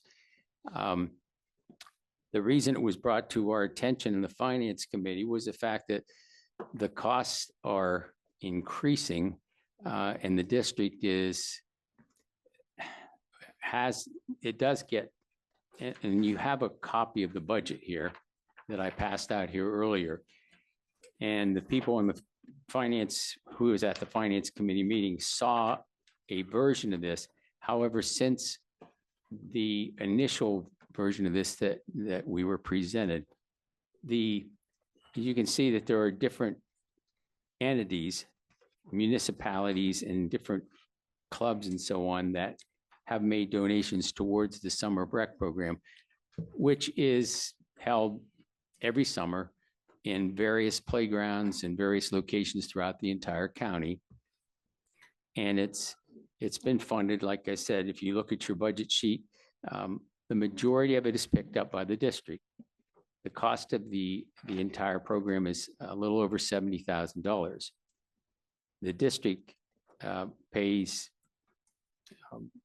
about a little over 50,000 of that, which we have done over the years. What we just found out just a couple of days after the meeting is that in the past, the county has contributed about $8,700. This year, they have eliminated that from their budget. So now that's $8,700 that we don't have contributed towards the total cost of the program. So I guess the reason the cost is going up, and I think if you see there's an attachment here later on when we talk on the agenda item, that this is the reason that has gone up is because the wages for the people who work in the program, and there are people who are assigned to each of the programs as a director and I think maybe an assistant. They are paid, that is tied into the contract with the teachers. And those, of course, each year, the increases have inflated the cost of the whole total program. So I guess I think each person is making, what is it, Joni, like $23 an hour or 21 something, 20 something. That's what they get paid now to work in the program. So I guess what we need to discuss and decide is, does the district, even minus the money that won't be coming in from the county, do we want to continue the program as it is? The facilities committee had said when we met at that point a couple of weeks ago that we were going to send out letters to all of these different municipalities and whoever else is involved, since it is a county program, to see if they would be willing to increase their donations and their upcoming budgets. And the reason we need to talk about it now is because all of these municipalities are setting their budgets now. They don't run budgets like we do in a June to June situation. They do on a calendar basis. So they need to set their budgets now. So we need to find out from them, are they willing to do any kind of increase in funding? If not, if we don't want to continue funding it, we want to reduce the costs, then we need to decide, do we want the program to look different? Do we want to, right now it runs for 8 weeks. Do we want to reduce it to 6 weeks? Do we want to reduce locations, the number of locations? Or do we want to just continue to let it go as is for one more year? So I guess that's where we are with it. but it was started as a district program way back when. So it's always been a Keystone Central program. So I guess when we get to that point, we can discuss it further, but that was brought to our attention. And so with that, that's about it for finance. Jeff, when do you want to discuss it? Later in the agenda, or do you want to discuss it now? Now, we will discuss it I later in think the agenda. In this We part? can, we Okay, can thank you. discuss it when we get to it. Just want to make sure. All right. Facilities, please. All right, I know we're running really long here, so I'll try to go through this quickly because a lot of it's informational. We also met the same day as facilities. As Jeff Straub pointed out, he was here at that time. He gave us an overview, which was pretty much the same thing we heard tonight. I was really pleased to hear that we've used very, very little of that contingency money, and I hope that we can continue in that direction. It's like 1.5%, but we are, the project is way ahead of schedule, which is really good. And it's gone pretty smoothly. We've had a couple glitches, but for that matter, it has gone very well to this point. As Elizabeth mentioned earlier, we had a group of a couple reps from McClure talk to us a little bit about the possibilities of installation of solar possible to put solar in at Liberty Curtin in the new facility. They didn't have, all the information that they needed. So I think that's going to be, hopefully we'll get some more information for another presentation from them. We talked about the facilities use policy and practice. One of the problems with the facility use policy 707 is the fact that it spells out how and all the hows and whys of how you use the building. However, we don't have any set fee schedule. So we discussed that. I know Mr. Hoy had contacted 2 or 3 of the other area districts to get an idea of what they charge for different groups, whether they're school related, non-school related, community, whatever. So he has some information that he can share, and we decided to send that back to the policy committee since it is a policy issue. So hopefully they can hammer out something to bring back in the future. Mill Hall building automation, the rooftop unit controllers, there's 3 of them that have reached end of life. We decided that they're functioning now. There's one that's in really bad shape. We decided that we would recommend replacing that one at this time and then keep our fingers crossed for the others. And as they go bad, we'll replace them as they go down.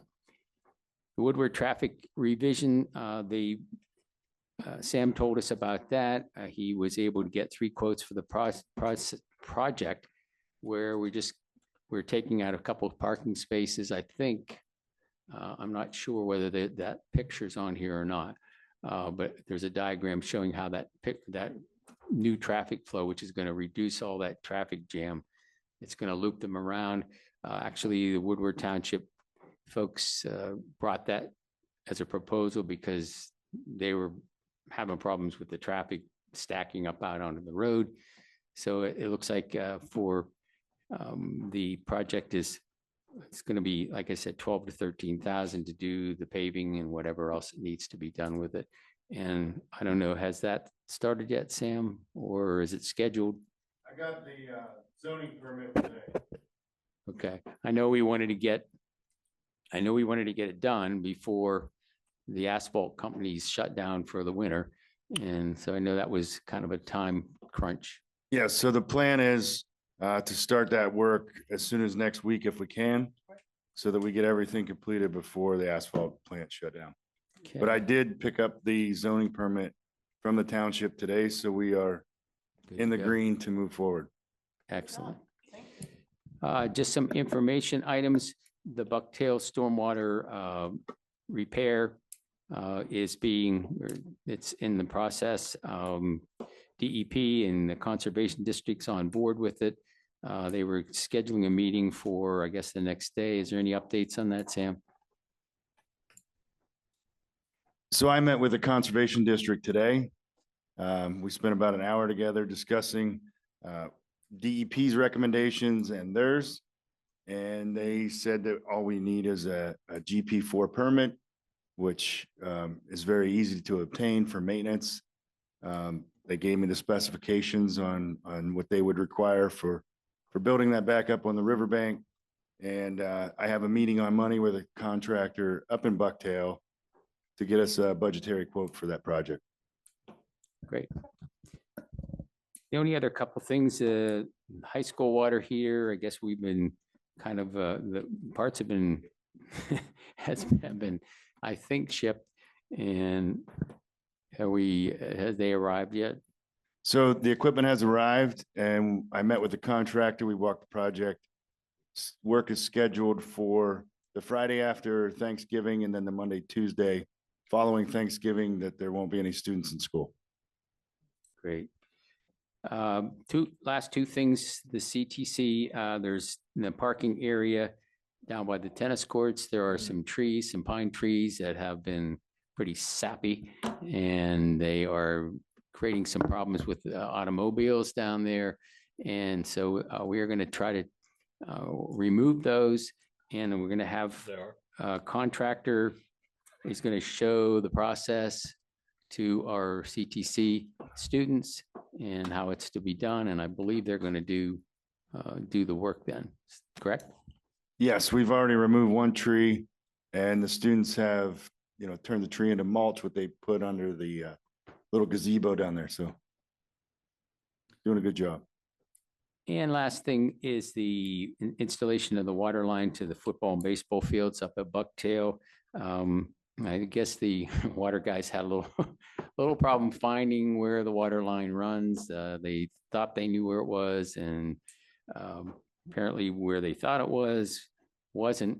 And so I don't know whether they've located it yet or not. I think as of the meeting they were going to go back and try again. So have they been successful? They have not. They have not had a chance with their schedule to get back there and dig another hole. Okay, well, hopefully they'll get that so that we have water out to those fields soon. That's it. Thanks. All right, thank you. Next up, informational items. Okay, any questions on the enrollment report? Yes. Yes.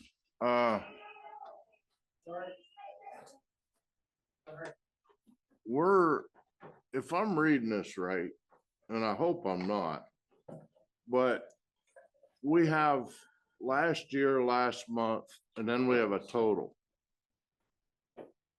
Last year to last month, we're down 36 students, if I'm reading this right.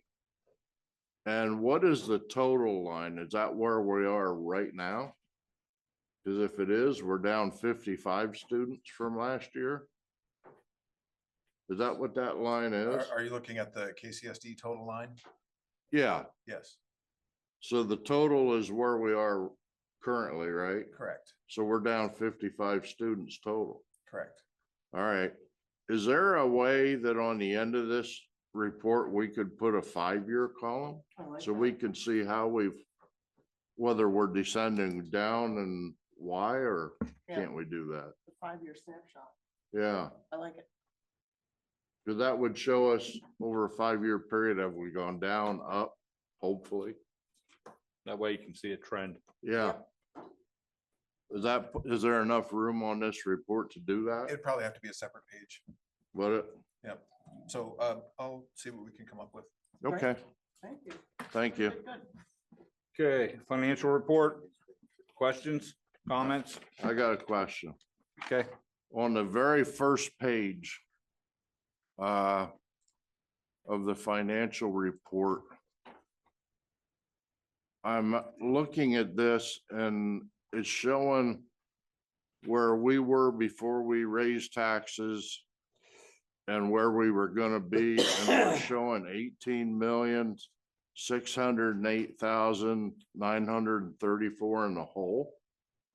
Is that correct? And if so, how do we get there? At the very bottom under remaining budget, it shows that in parentheses, which it shows over here it's a deficiency. Are we 18 million plus in the hole?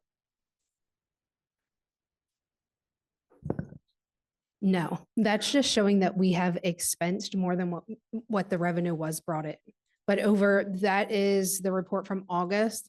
So between September and October, we've brought in more revenue than hopefully we've expensed out. Okay, I was just curious because I saw that and I was like, whoa, what's going on? Yeah, that's all that whole total, the total revenue is the budget remaining. So you'll see that we have 61,000 left to receive. Okay. And then total expenses are 80,000, but they should balance out. Okay, thank you. Okay. Treasurer's report, questions? Okay, moving on. Exchange student. Yeah, I have something I want to say on it. And it's just as a precaution because I don't know if being international paperwork, if it'll make a difference. But on page 2, where it says, please list all other members of your household. This young man has his name in, but under his sister's stuff. And I just don't want there to be a bug get caught somewhere where It's a that typo. causes a problem. That's a good catch. Yeah, I'm it's a sure it's typo. just a mistake, but if it was something that could impede him coming, I'd hate to see that. Yeah. Do you see what I'm looking at? No, I wasn't logged in to be able to, because there's a name on there, so I wasn't logged in. Under, it has his name, Just but the page gender 2. is female, the date of birth is a sister, age 28, and then it says sister behind it. It's been transposed where it's female, it's supposed to be male. It's just top of page 2. I think it's just a mistake, but I want to make Yep, sure we'll that get that cleaned up. it doesn't catch something. Yep. No, that's great. Thank Good you. catch. I didn't see that. Okay, next settlement agreement. Hey, Roger, can I make a comment on that? Go ahead, Butch. Yeah, go ahead, Butch.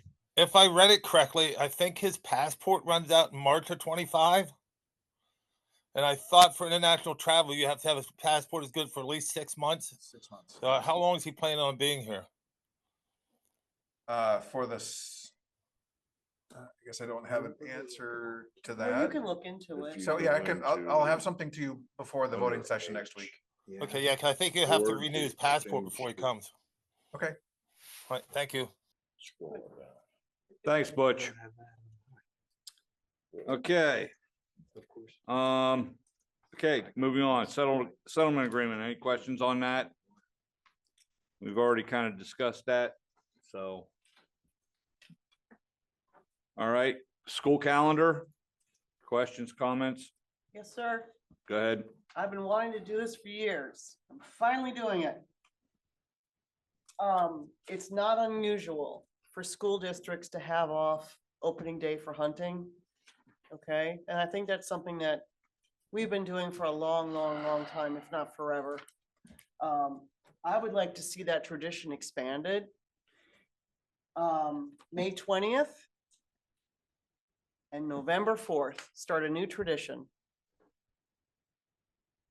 May 20th and November 4th, have that day off. Those are the primary for our election.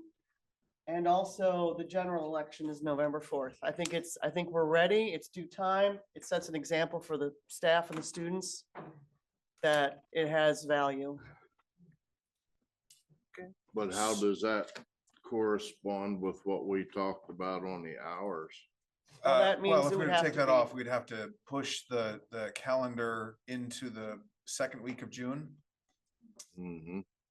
I Or mean, s- there's downstream effects is the problem. If you take off 2 more days, we have to add 2 more days somewhere else. Or maybe some of the days that are already taken off, switch those out, or I'm not sure how, but I just feel that we've gotten to the point that I think it's really important to set a standard and an example that election day is equally as important as opening day of hunting season. And Veterans Day is not? Well, that's Why that's is- an I know you're absolutely correct. I worded that improperly. I don't want to say one is more important than the other. But Veterans Day is used as a day of education here. Well, you saw. And so I wouldn't want to take, we both agree that that's a in Well, classroom thing. So You know what? Same way with voting. It's an educational day. These guys can teach about what's going to happen, what's going on. So, all right. well, you asked, and that's my, if we could look into that to have off for the election day. And So then, at this point, I'll be asking the board to approve this on next week. If the board wants to give a directive on the changes to this, I need to know that pretty quick because I have to reassemble the committee that worked on it to get it to this point. well, could we get maybe some feedback from the committee and see? it may I don't not think be- we need to do it, honestly. No. I really don't. No, I agree that election day is very important, but our students, it's not a whole day thing that the students outside of school would be gaining anything. If the parents want to take their students to vote with them, absolutely, that's great. But I think they would learn more in school about it than they would having the day off. And honestly, whenever I had my kids in school, every year, I would take them in as part of a civics thing, showing them, this is what you do. You go in, this is your responsibility. You're a citizen. This is what you have the right to do and you need to do it. Okay, well, something. And now my kids always vote. No, that's a fabulous thing to do, Roger. So- I wish that was a standard practice. But I will say this. Having students work at the polls or having staff work at the polls or being more engaged, maybe it should be a half day, but please just I'm just asking, and I'm glad we had this conversation. It's a start. But Dr. Redmond, please ask your team that put this together if they see any value in maybe a half day or something else, or if they want to turn it more into an educational day, highlighting elections or something. But it never's been on the radar, and I just wanted to start bringing it up, and maybe next year. Okay, thank you. Okay, next up is the MOU between Keystone Central and Rockview. This is something that we do every year. We're just following up and renewing that. Any questions? None? Okay. School improvement plan. Okay. This is secondary school improvement plans. Get completed and the data from the previous year is finalized, and it talks about the use of Title II and Title IV money to support the school improvement initiatives. Anybody have any questions on that?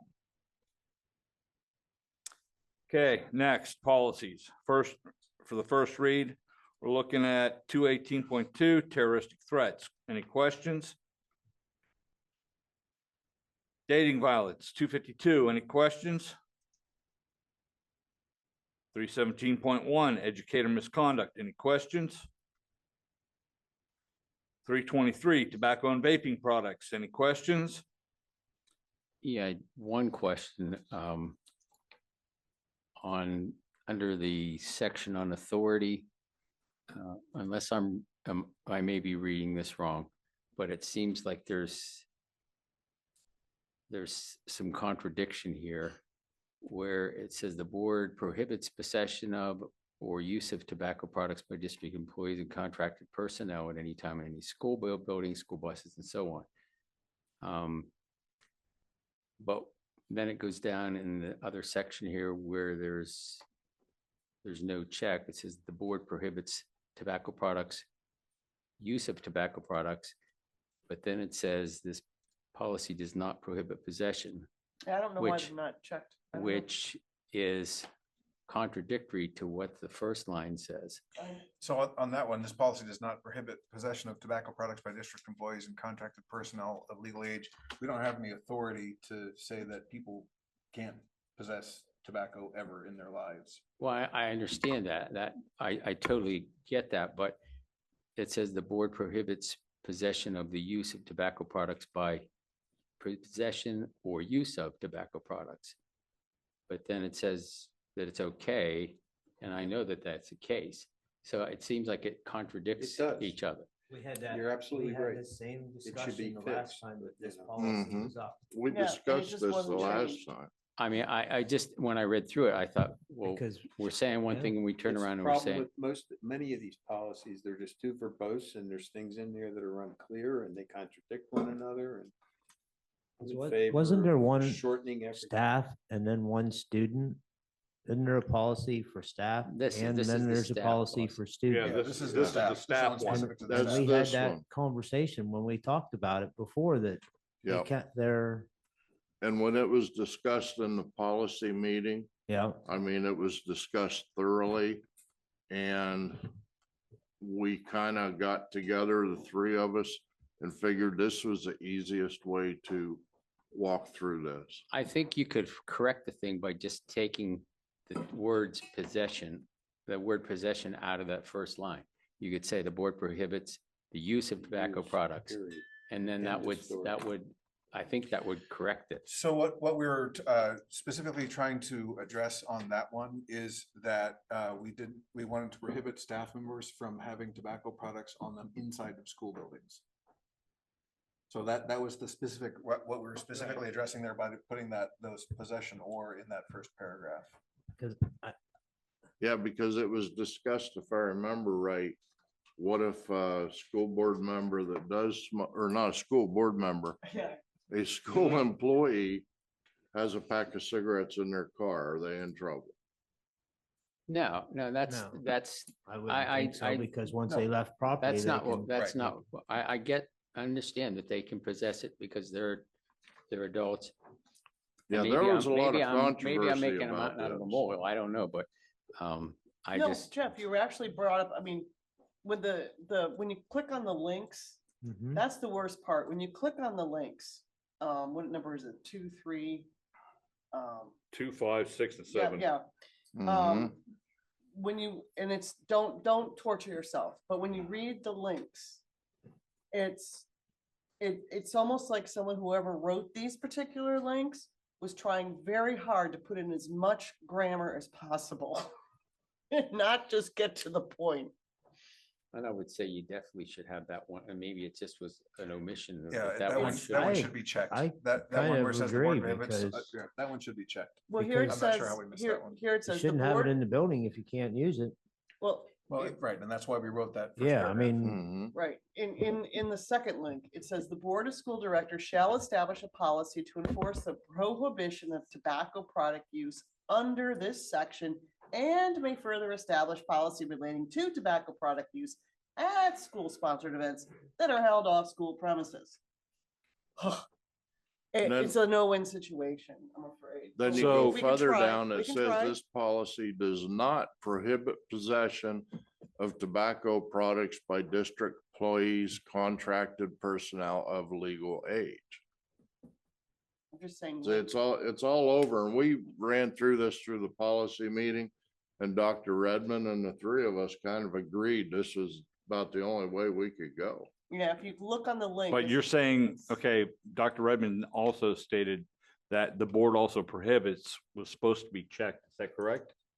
Prohibits the use of tobacco products by district employees at any time while responsible for the supervision of students during school-sponsored activities that are held off school property. Yes, I think we intended to check that one. Yes, that was supposed to be checked. So Okay, that will was- this I be apologize changed for the or error on will that this one. be It'll be changed for the yes. voting session? Yes, sir. Mhm. Okay, Okay. good enough. Good catch, Jeff. That was supposed to be checked. Yep. But the other one, Okay. that legislation, you'll see it. Okay. So moving on,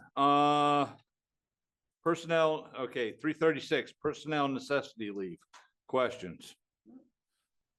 339, uncompensated leave, questions. 351, drug and substance abuse, questions. 800, is records management, questions. Yes. Okay, 2 different meetings now. We have asked that the words of the videos that, like for our meetings and stuff, are not deleted. They're permanent record of the school. Dr. Redmond had advised us that it's in the ARs under the administrative regulation. This edition was never adopted since the ARs are never adopted. It was last revised in March of 2021. So that's an error then. March 11th, 2021 was when it was done. We've beat this policy back and forth to death over this. I'm going to ask the board that we just include the wording in there, the public board meeting video and stream recordings are permanent. That's it. That's We what need to add that line in and be done. Yeah, we've been trying to do it for, this is the third time it's come up. And it's it still doesn't not need in to be there. under an AR because that can always be changed. This needs to go just under a policy and be done. We've discussed it so many times and it still just does not appear. Even after we discussed it in the minutes, it did not come up. Chris, would you send me that language and I'll get it in the electronic records section and it'll be there for Thursday? for next week's meeting. Yeah, I will do that. Okay, perfect. Great. Okay, moving on. 803 school calendar. Questions? 815. Oh, go ahead. Talk about 801. 801, 801 public pretty record. much the same thing, Yeah. those records. Okay. Okay. 803 school calendar. 815 acceptable 8:15 use of internet, computers and network. Eight resources. 15, I don't know why it doesn't say it here, but we voted to table that. 'Cause you had That should one not that even be on conference. here. That was voted to be tabled Yeah. till we could work some things out. Okay. Dr. Redmond, you're the one that asked that we table it. Okay. And I have a question. Who is actually posting these things to board docs? Because I don't want to get anyone in trouble. I'm not asking for a name, but I've been on the board 6 years and I've never seen this many mistakes over and over and over. Either there's way too many people having access to board docs or there's a miscommunication somewhere. But I have never, ever, ever seen this. I've been on the policy committee Elizabeth, ever since. I this- recognize there's mistakes. Can we move on? I'll get Okay. the mistakes fixed. Yeah. Thank you. So that 815 was Dr. Redmond requested the committee table the policy. We agreed to unanimously. Okay, so that'll be pulled for next That's- month. Needs We're to be good. pulled off. Okay. Next, October 3rd, 2024, work session meetings, minutes, questions. Voting session meetings, questions. Policy committee meetings, questions. Facility minutes, questions. I just had one comment. I know in the past you keep requesting that we type any edits ahead of the meeting, and I did. I spent over an hour and a half last month doing and watching the YouTube and making sure it was absolutely perfect, and it was completely dismissed. So this time I'm not going to all that personal time and effort and just saying it in the public meeting. It would be nice that that it would discuss in here. We did have a fairly good conversation about the solar and how I had been talking about it for over 2 years at the facilities committee meetings. And for whatever reason, even when the building was first coming up for the design, I kept repeating it and repeating it and repeating it, and it completely got dismissed. And now they're sort of scrambling to try to fit it. It's almost wasn't, so if there could just be a line there that Elizabeth asked some questions about solar compatibility and challenges were found. Okay, Thank you. finance minutes, questions. I did, actually. One thing great about committees is we can get there, discuss things, and we have time to think about them later. I am not in favor of having the phased in of the new software. I don't see a value in that and I was hoping that for the next finance committee meeting, we can discuss. Are you talking the ERP software? Yes, Okay, let's discuss that whenever we get down there. okay. All right. Okay, next, bills for payment. Yes, Go ahead, Chris. it's not gonna be a long list, Okay. believe it or not. Just to get started, at last month's work session, I asked for some reports so that we know where we are lawyer-wise and all this stuff. And I received an email that told me, essentially, I'm not gonna name names, we have 3 lawsuits going on, and this is how much money they're involved with. But when, in last month's bills for payment, there was an entry there of Eastburn and Gray Legal Settlement Service, 54,145.35. And then a little further down the page, there was one under administration, 8,181.96, and it had Nicholas behind it. When I asked Joni about that, Joni informed me that that was ongoing stuff with the tax office. Okay. And the 54,000 is also with the same thing.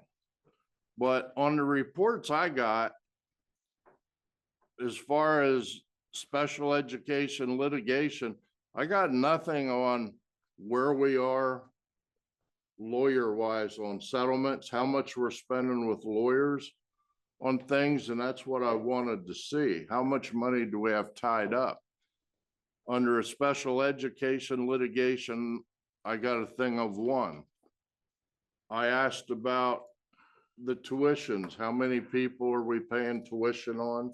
You mean To, staff or kids? for staff? For staff. Chris, you sent an email out about that. Yes, I and, did. And you got a response on that about trying to get all that stuff together for you. Yes, and I got asked that we only do it every 6 months. Well, the lawyer bills are piling up, the charter school tuitions, everything else. I got a response back of one extra of a Sugar Valley Charter School and one of a cyber school tuition. On this month's bills, we have 16 different locations. Okay, but I what want I'm- a report that What I'm says saying what about we though need. is whenever whenever this email was out, it was about the, what was it?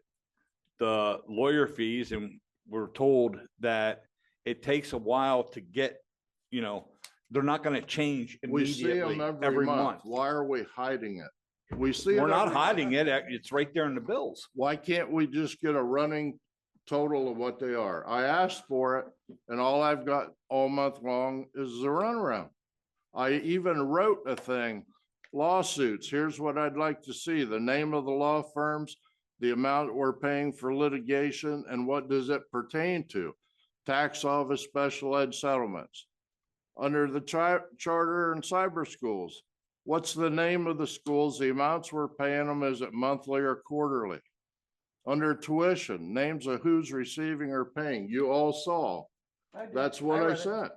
Yeah, he's We not- cannot get that information, and I do not understand why, as a board member, we don't know what all is being paid out and for what. When was that email sent out? Originally, we started on, well, Joni sent me the About 2 first weeks thing ago? on.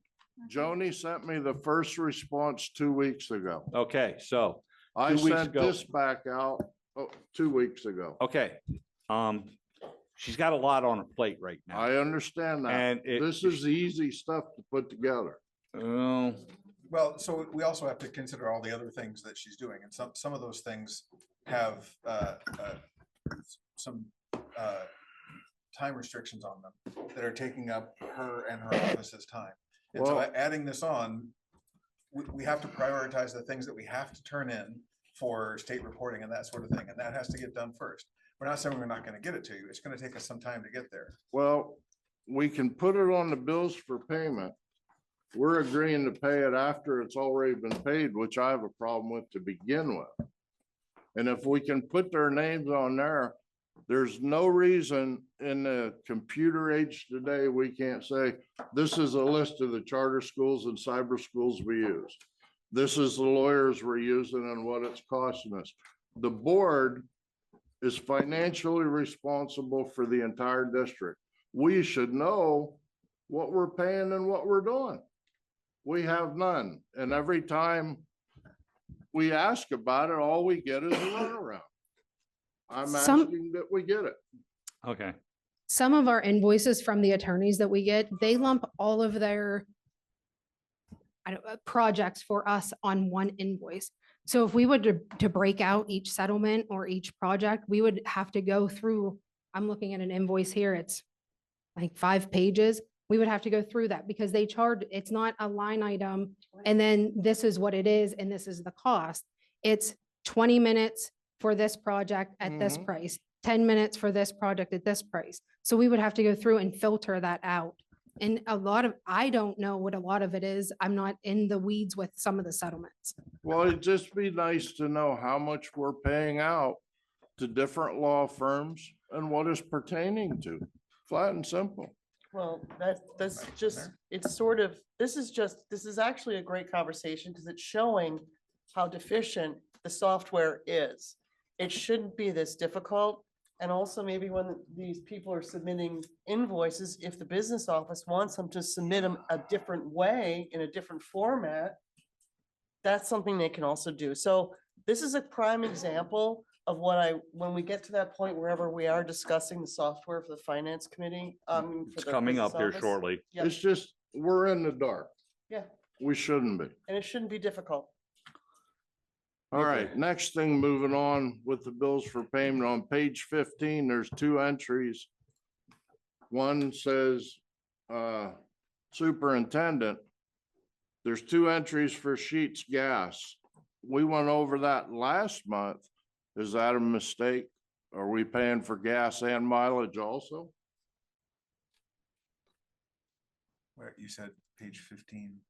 Page 15, there's 2 entries for Sheets.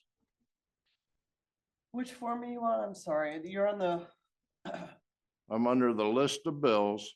yes, And if you scroll down to page 15, I was just there, I'm sorry, I don't, oh, are you going by the PDF number 15 or the actual page number? I'm 15? going by the actual page number according to this computer.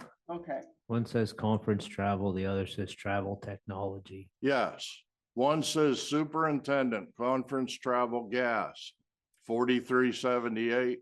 The next line under it is travel technology, Sheets purchase of gas. For $12. I'm hoping it's not another mistake like last month.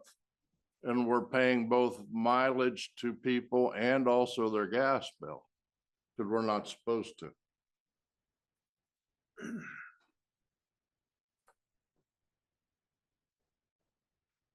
Yeah, I can speak to the sheets for the superintendent. And that was, he didn't know that about the, every individual has their own code to punch in at the gas tank. oh, Jesus. So he used his own card to put gas in a district vehicle. So that's why he's being refunded the money. That's different than the $12 travel technology one underneath that. Yes, I can't answer that one.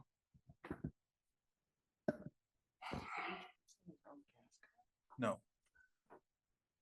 So in a district vehicle, every district vehicle has a. Oh, a gas card district in it. vehicle. Yes. It's a district Oh, vehicle. oh, okay, sorry, I just almost had a heart attack. But is this, Okay. were you using a district vehicle or? Yeah, I was using a district vehicle and I Because couldn't. I saw you had a nice thing, a nice chunk coming for mileage too, so I figured that Different was. travel. This was, I drove the district van to take a group of principals to a conference. Okay, I just wanted to make sure we weren't making the mistake we did last month. Then if you go further down on page, wait a minute, I made up, page 30. Okay. I have a question. Because we're gonna be asked to approve this. Under section 15, Keystone Central Tax Office Administration.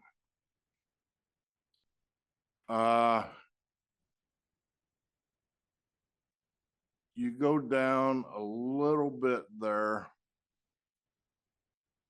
There is two lines. One says 21 to 22, 22 to 23, 23 to 24.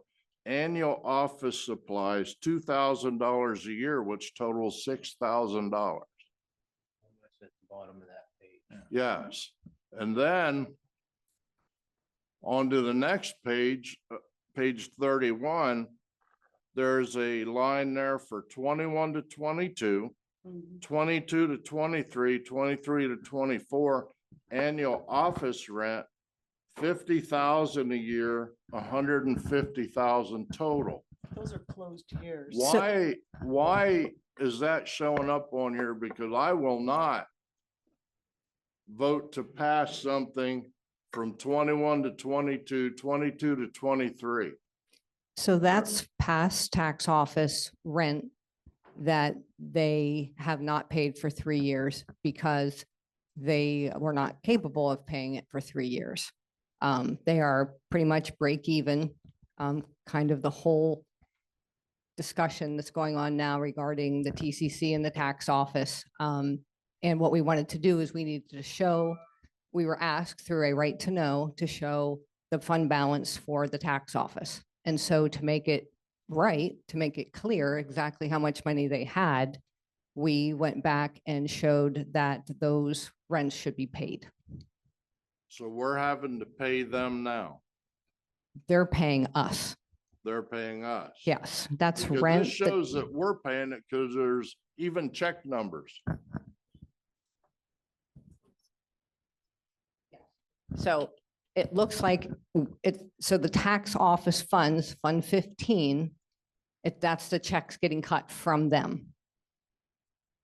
Understand? Then Fund 10, the general fund, the school district deposits it. So these checks, C515, Fund 15, that's the tax office. These are tax office checks. Okay, so they're finally paying us then. Correct. How did it get that far behind clear from 21? Because they hadn't had the capability of paying it. Did they know that? Yes, of course. We never do. We were never told. Well, You would have had some of these reports. We put these reports on every month. That's why I talk about, we don't know what's coming in and what's going out. This like here, it looks like we're paying it. We asked a long time ago for a list of the funds. You told us you would get it to us, Mhm. and you never did. I did provide it at the employee orientation. I don't believe you were there, but I did supply a whole bunch of that information. I can give you that packet, but I'll supply it to the whole board as well. Okay, because I mean, I understand, we don't know what 15 is. And had we had that list, we would know 50. I know 10 is general fund, but I don't know what 15 is. I don't know what. Well, right above there, it 39 says is. 15 Keystone Central Tax Office. So having said that, then everything underneath there, that's why we put the 15 there so that you would recognize anything under that that has a 15 in it is tax office. And we do that all the way down. So that's like 51, for example, is food service. So anything with that number and right below it was the checks coming from the food service. Okay, well, I hope you can understand when you see something that's dated clear back from 21, that's gonna raise eyebrows. Understood. Okay. Roger, that's all I got, and I have one. I got one more thing yet, Tom. Sorry. Should that tax office show as a separate entity? Where we're not exchanging money back and forth, that should be run as its own separate business. They are actually part of the school district. They use the same EIN number. They're actually just like food service, just like, Nick said, we are not, the board has nothing to do, no say so, nothing to do with the tax office whatsoever. We're completely separate.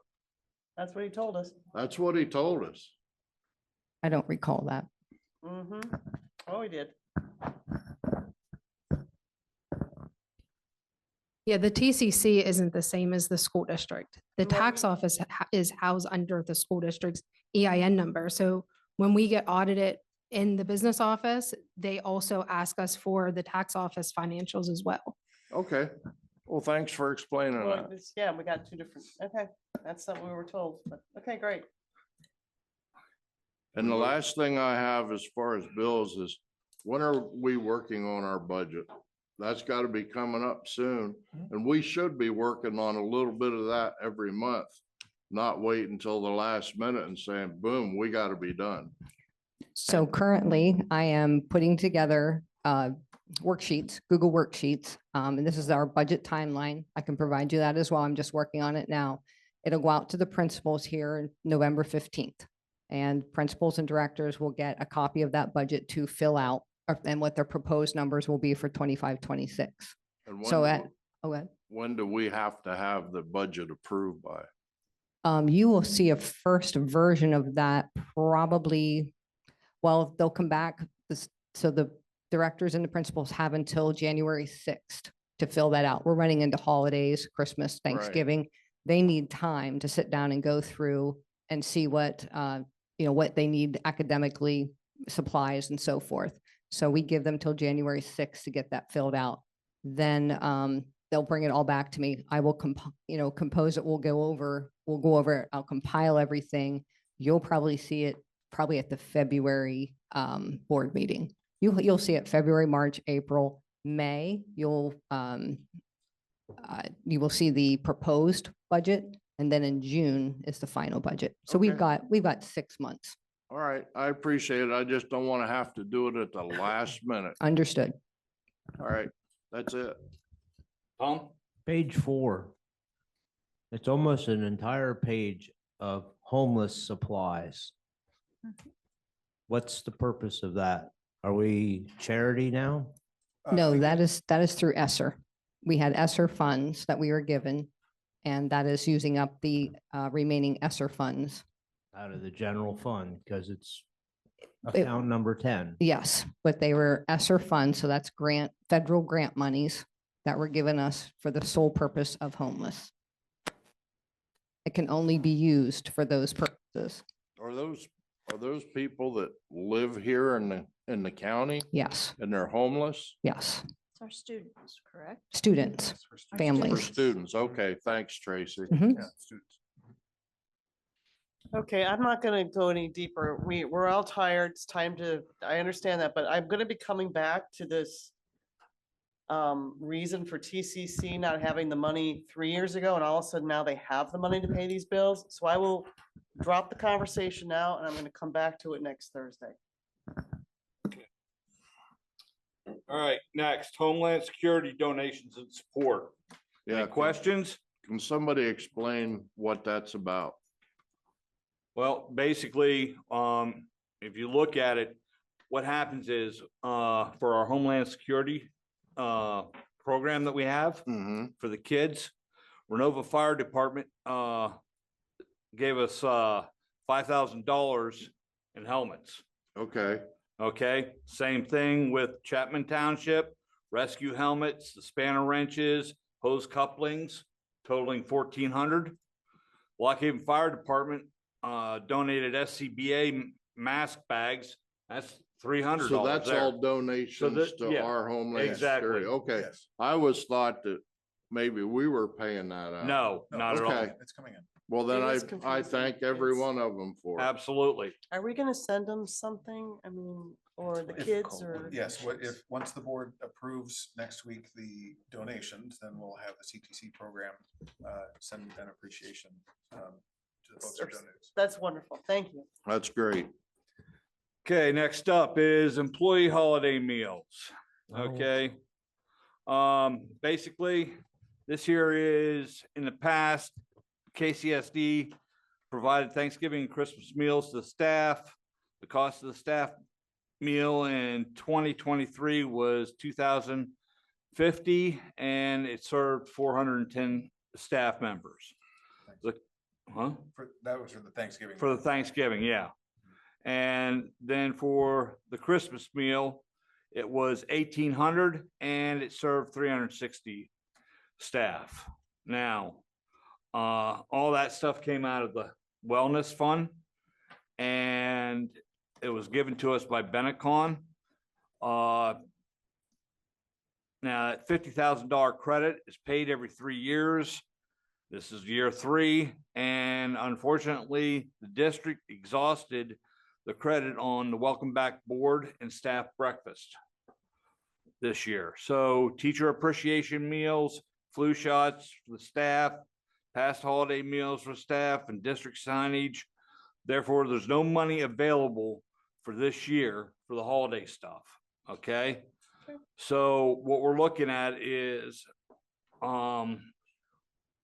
we're looking at getting that money again come 25, 26. But right now, we have to make a choice, okay? Do we want to thank our teachers and pay the $4,000 for both meals?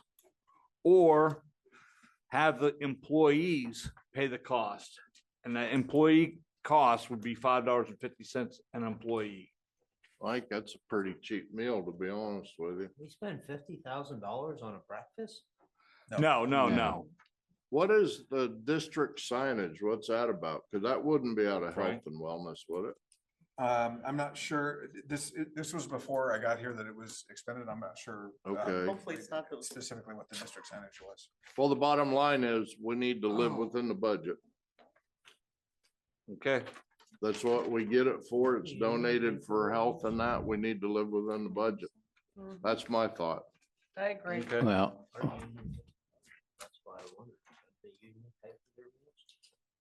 I can't hear you, I'm sorry. I asked, doesn't the union pay for their meals?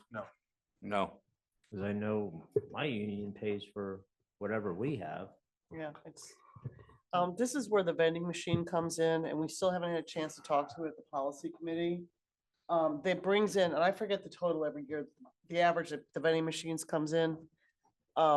This is where it might be a benefit for this program. If they really want to still have it, even if they want to have a holiday party. I'll be honest with you, I don't even know. this isn't a holiday party. Well, This is a tradition that the district has done for a long time.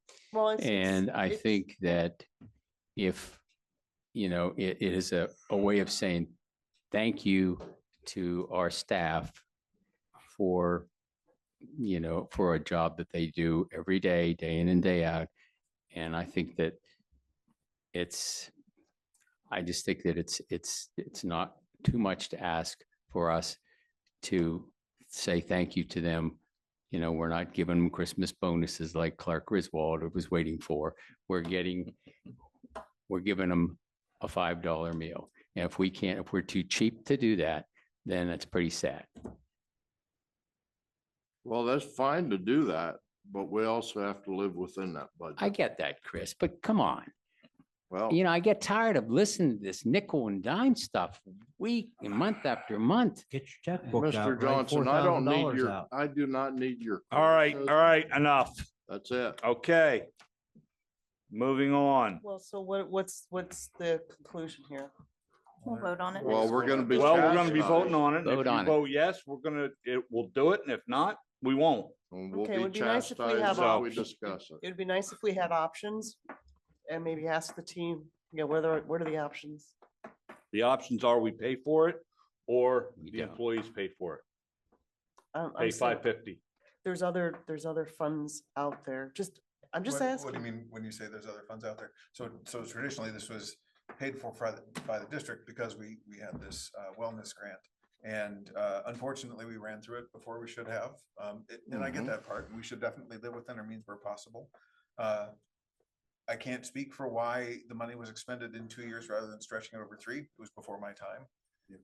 But moving forward, I would like to be able to recognize the hard work and the dedication to our kids in the community that our staff put in every day that they're here. I If there's a way totally that agree. we, as a school district, can expend a pretty tiny amount of our total budget to do that recognition. I know totally that would agree. Go a long way We to show just the need to staff live that the within board the budget. appreciates the work that the staff is doing. And not be chastised for asking a question. Okay. I think that's well said and reasonable, but I think at the same time, perhaps you should make sure you investigate what, I mean, some of Yeah. this stuff, they got that, Where'd the they money got go? benefits from that money for. Yeah, 3 someone years. already got a benefit They from the got- money. Now they're getting another benefit for more money. And So I mean, some of the stuff in here, I know it sounds uh, harsh, but So district signage. Yeah. Okay. Now we sound like Cratchit. you know, What about, I mean, but they got their flu shots, those are free at the They got- pharmacy. they got their flu shots, they got meals, they got breakfast, so it's not like this wasn't going on, you know, and maybe it's a trade-off, you know, if you're gonna do a regular thing. It's really you know, sad. you can't, but It's sad that we, board members are being put in a position that because there should be checks and balances. If they notice that that fund was going down, where are the checks and balances? That's not our job to do checks and balances. That's administration's job to do checks and balances. And then if they fail to do checks and balances, then we look bad because we're not spending more money. So Thanks, Rich. I appreciate that. You know What's what? sad I'll, is- I'll throw in 100. What's sad is You know- we can't discuss it without getting chastised for it. Cause I'm just looking at the $50,000 in 3 years. That's what I'm looking at. Okay, so the district signage, you go out here in these parking lots and you look, there's a little KCSD, Central Mountain, those types of signs on the lights and all that other stuff.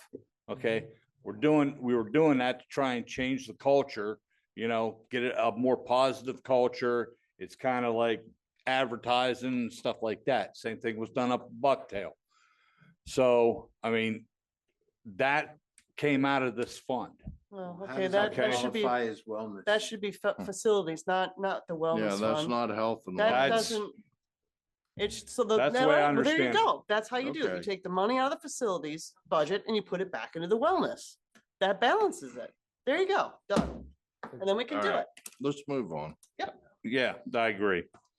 Okay, next, Clinton County Children and Youth Services Agency, the transportation MOU.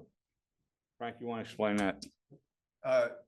So when Children and Youth assigns our students to various facilities for alternative placements, we have to have a contract for transportation. So this is just kind of gets into details about what the plan is and, you know, the contract and the MOU with Children and Youth, and that we will provide transportation for those alternative placements.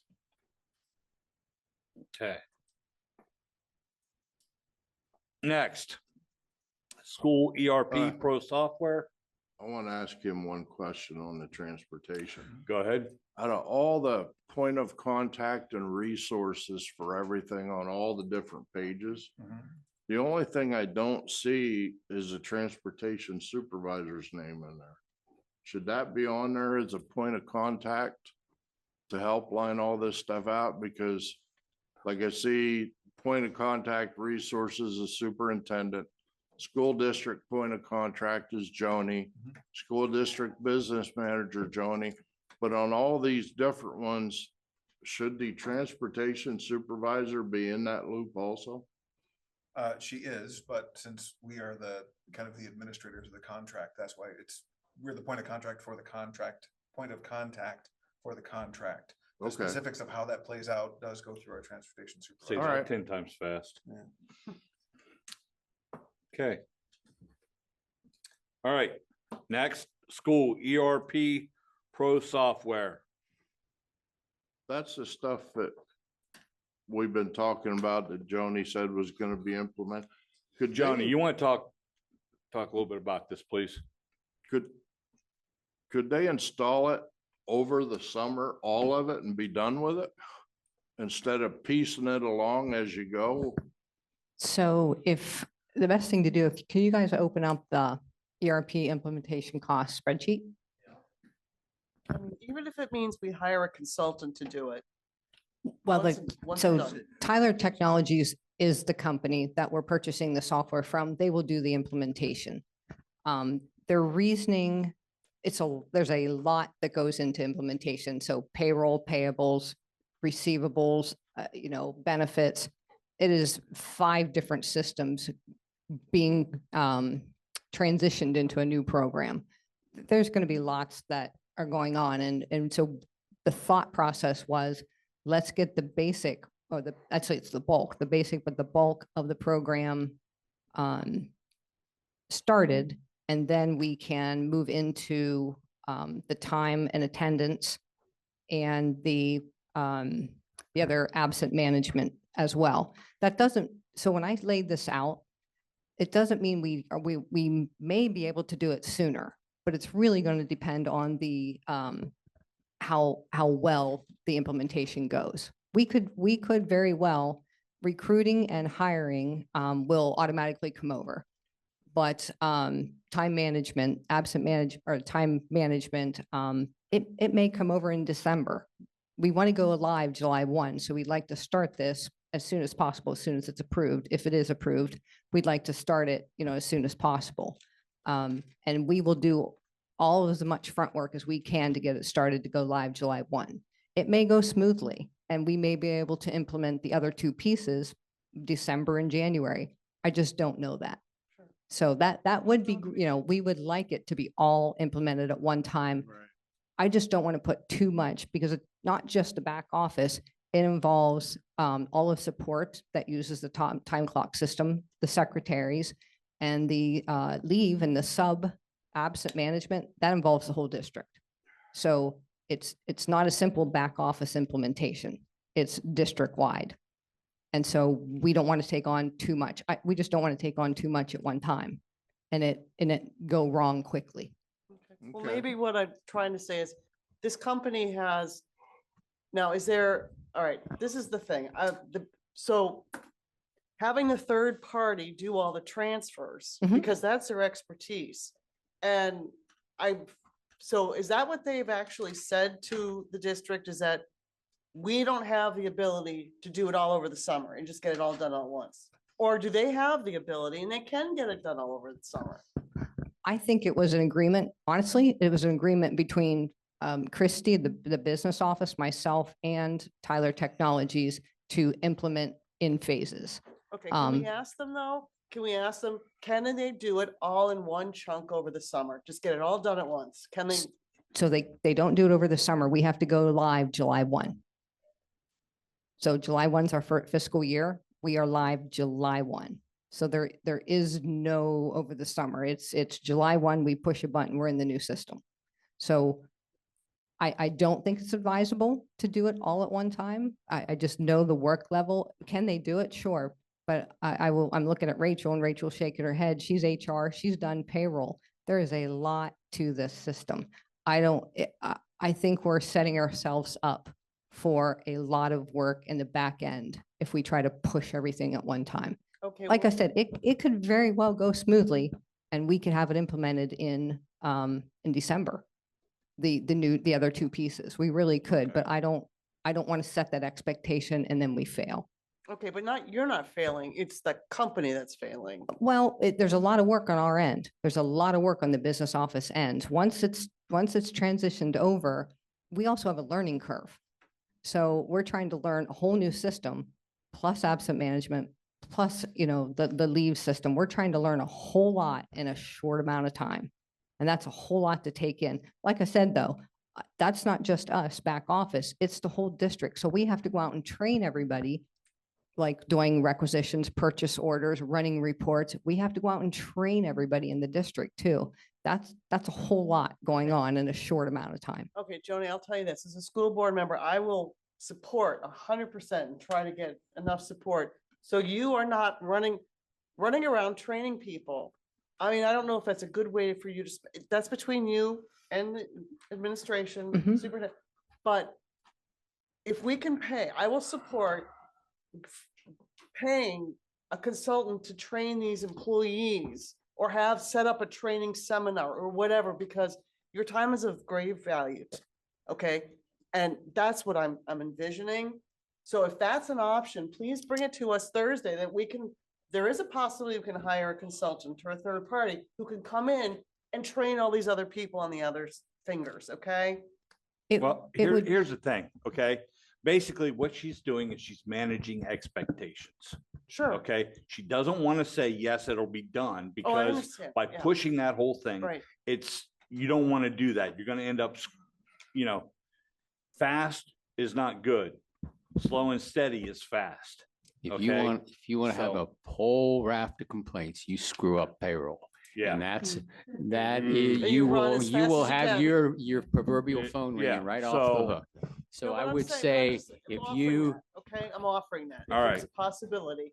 So you're not running around training everybody. Tyler Technologies actually suggested that we don't implement everything at one time. Okay. They want to make sure one piece is working and working smoothly before they throw something else into it. Sure, that Because if makes you sense. implement it all at one time and there's a problem, you have to figure out what piece is the problem. So if you have one part and it's working properly, now you put the other piece to it. A layer upon Yes, layer. yeah, upon so layer, that's, upon layer. yeah, and we all agreed with that because it's their system and that's what they suggested. Okay, well, I'm offering, if you could come up Okay. with anything I else. think for once, got it. we ought to just listen to the people with the expertise Okay. and their recommendations for how something should be properly implemented. Not Okay. start doing things the way we think they should be done. All right, let's I'm move sorry, on. Let's move I on. have to- No, no, Next, please. network options.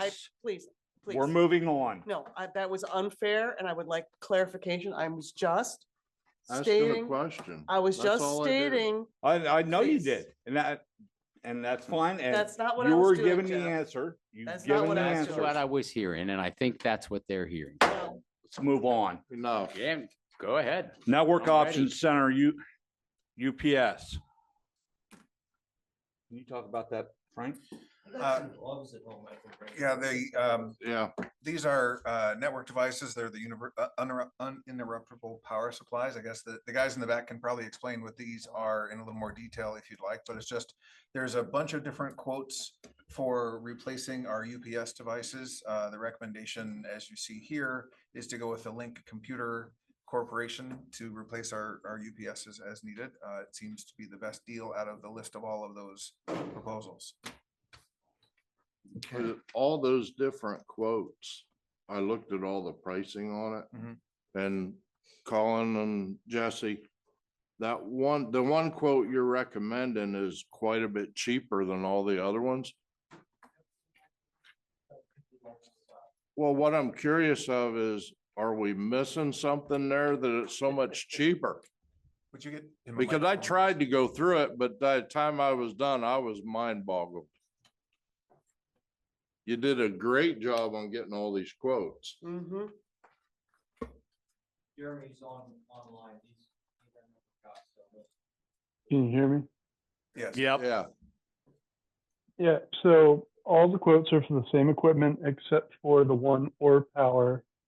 That's for a different type of equipment, same basic equipment, just different manufacturer.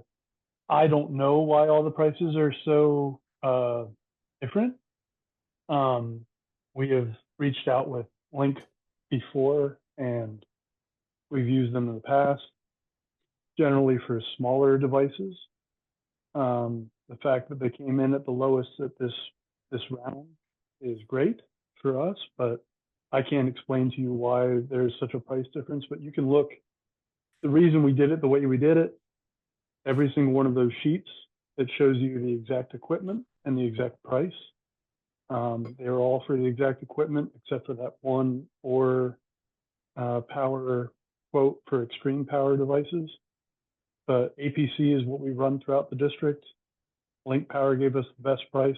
I can't explain why it's so good.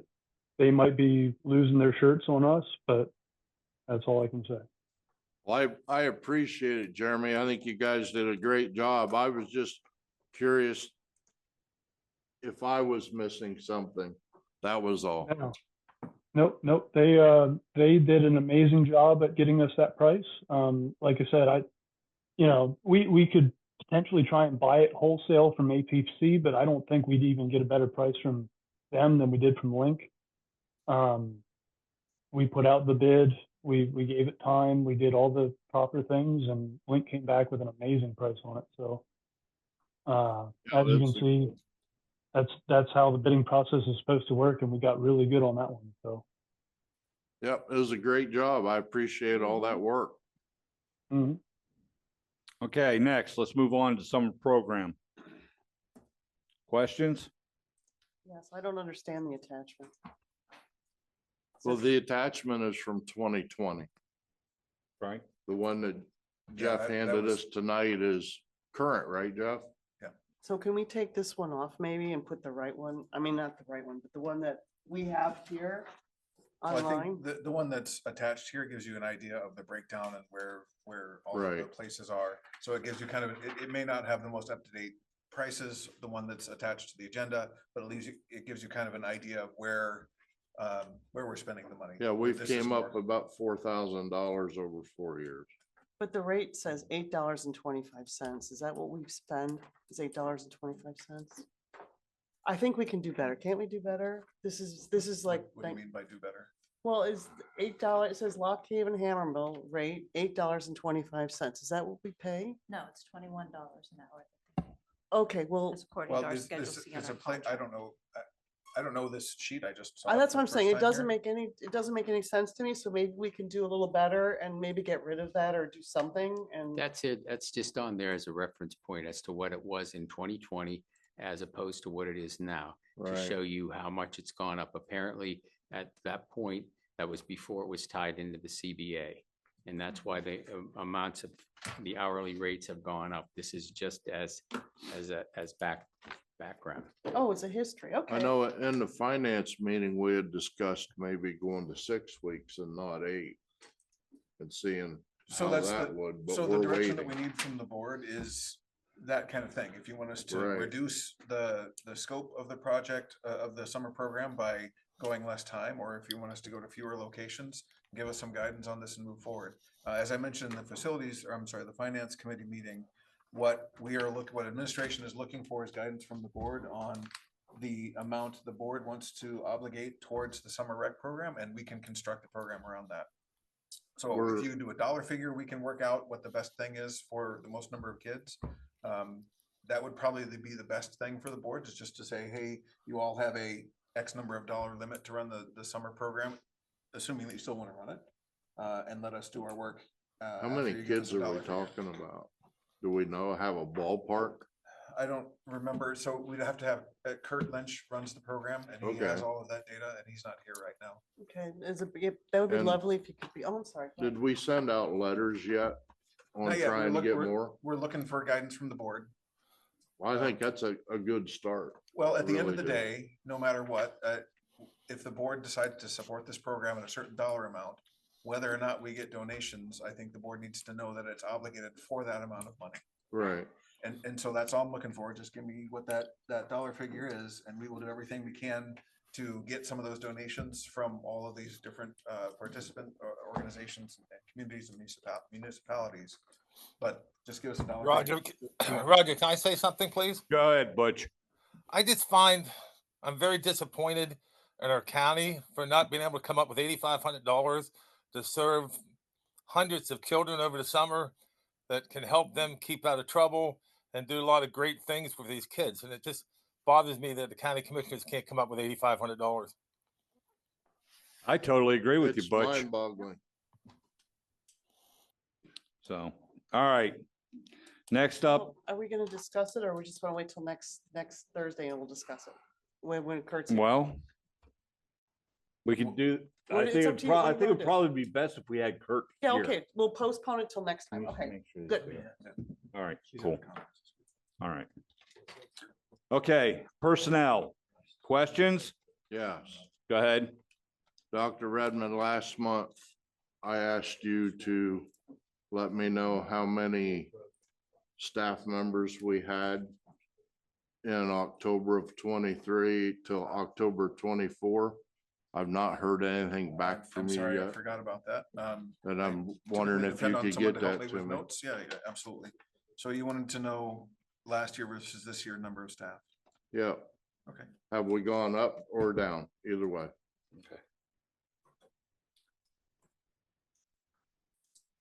Okay, moving on.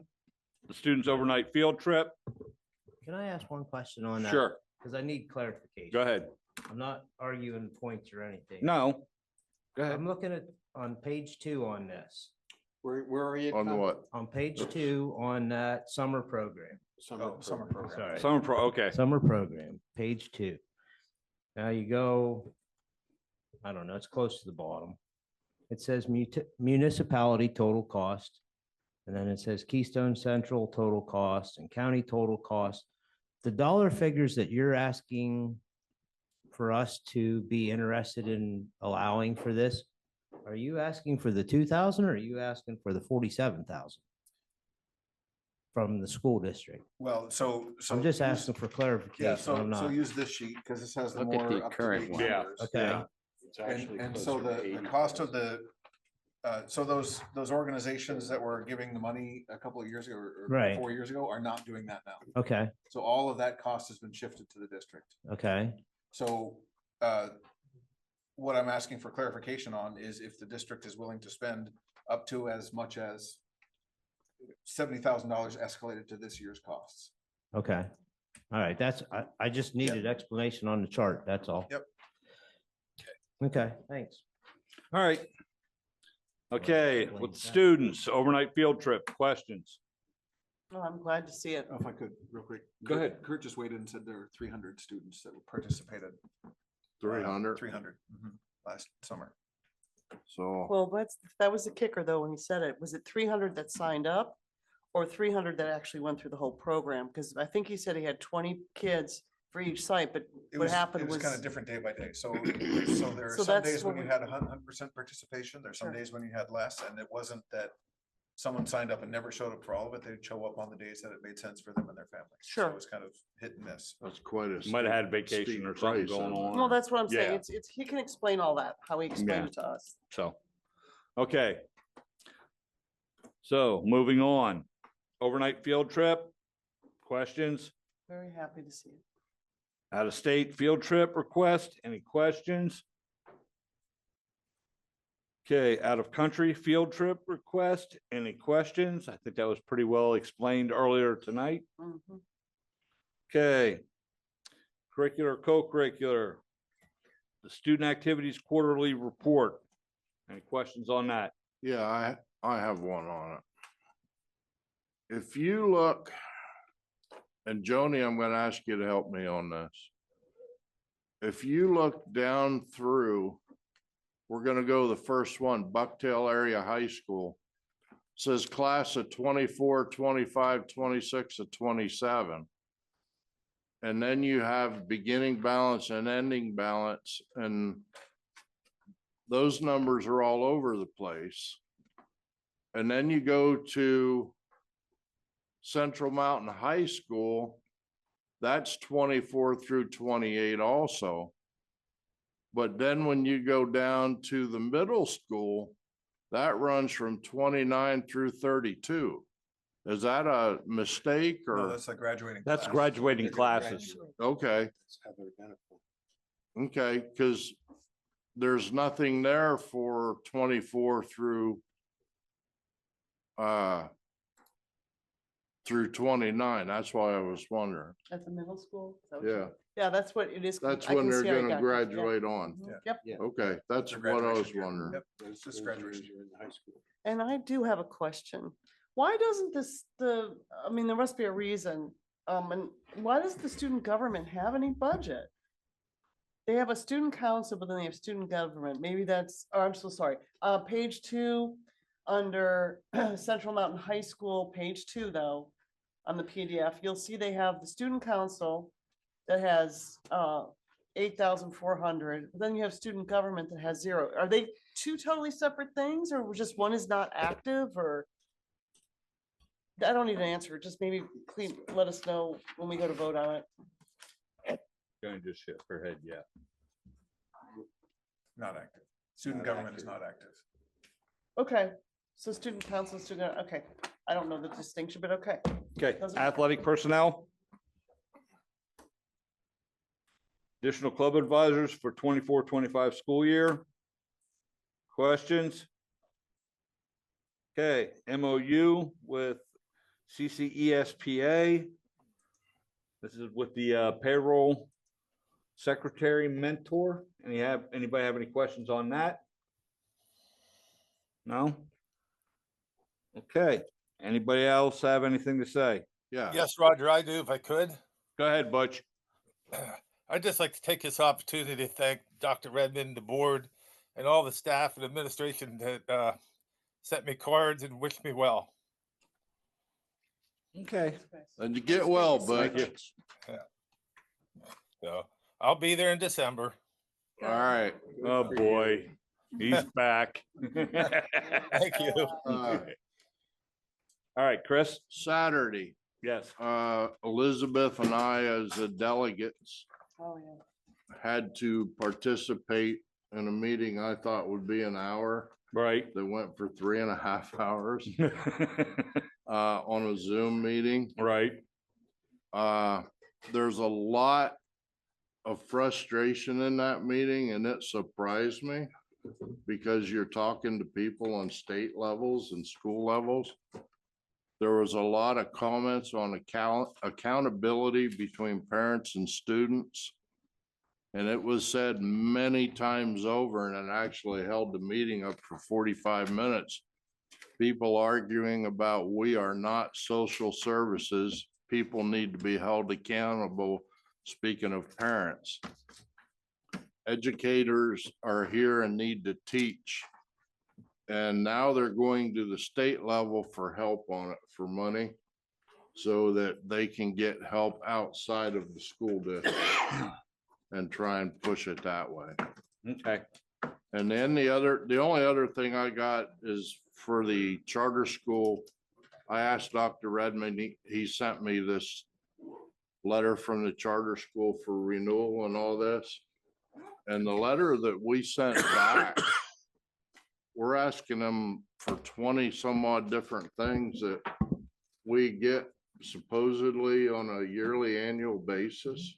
Yeah. So why are we asking to put a big list together between law firms and everything else to do that? That seems like we're spending a lot of extra money.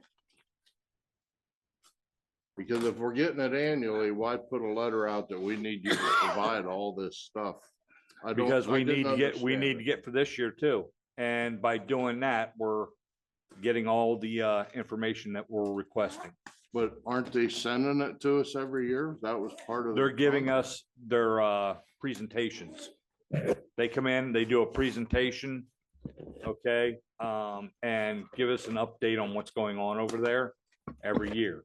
Okay. And in that meeting, the way it's set up when they do their annual presentation, it's just a presentation. And the Right. agreement is that it's not a back and forth between the board and the charter school. Okay. So asking it for, in the way that letter asked for it, it's much more detailed.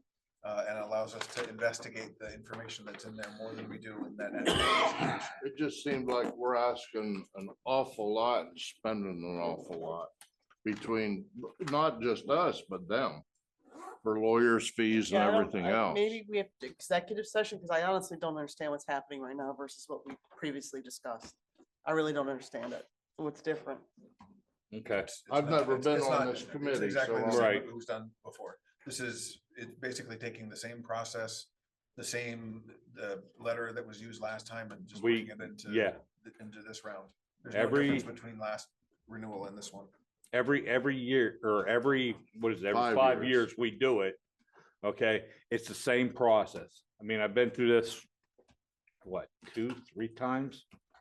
So, and That's what- it's always the same thing. You can go in, you request the information, they get it to you, you go over it, we evaluate it, then we move forward.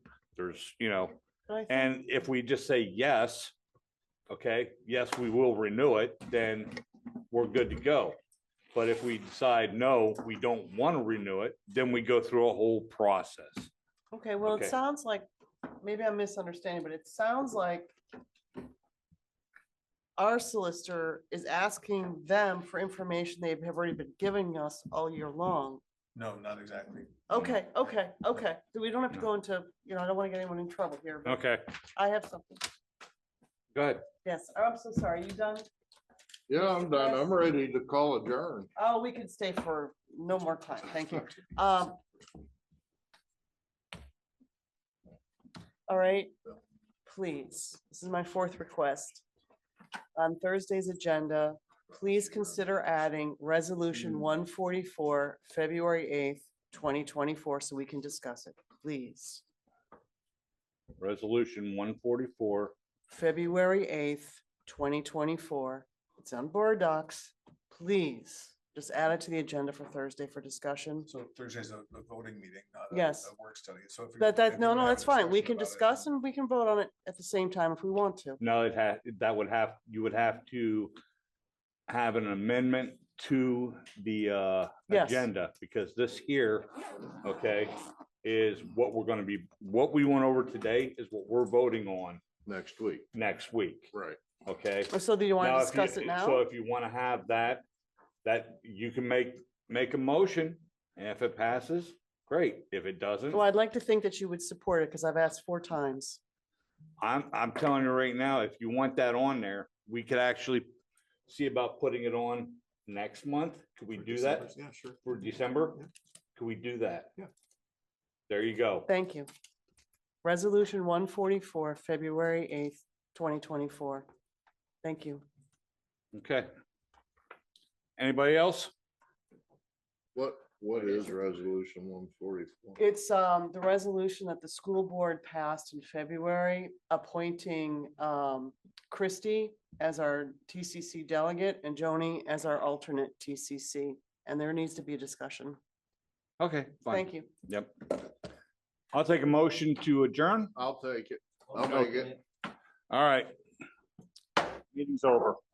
Thank you.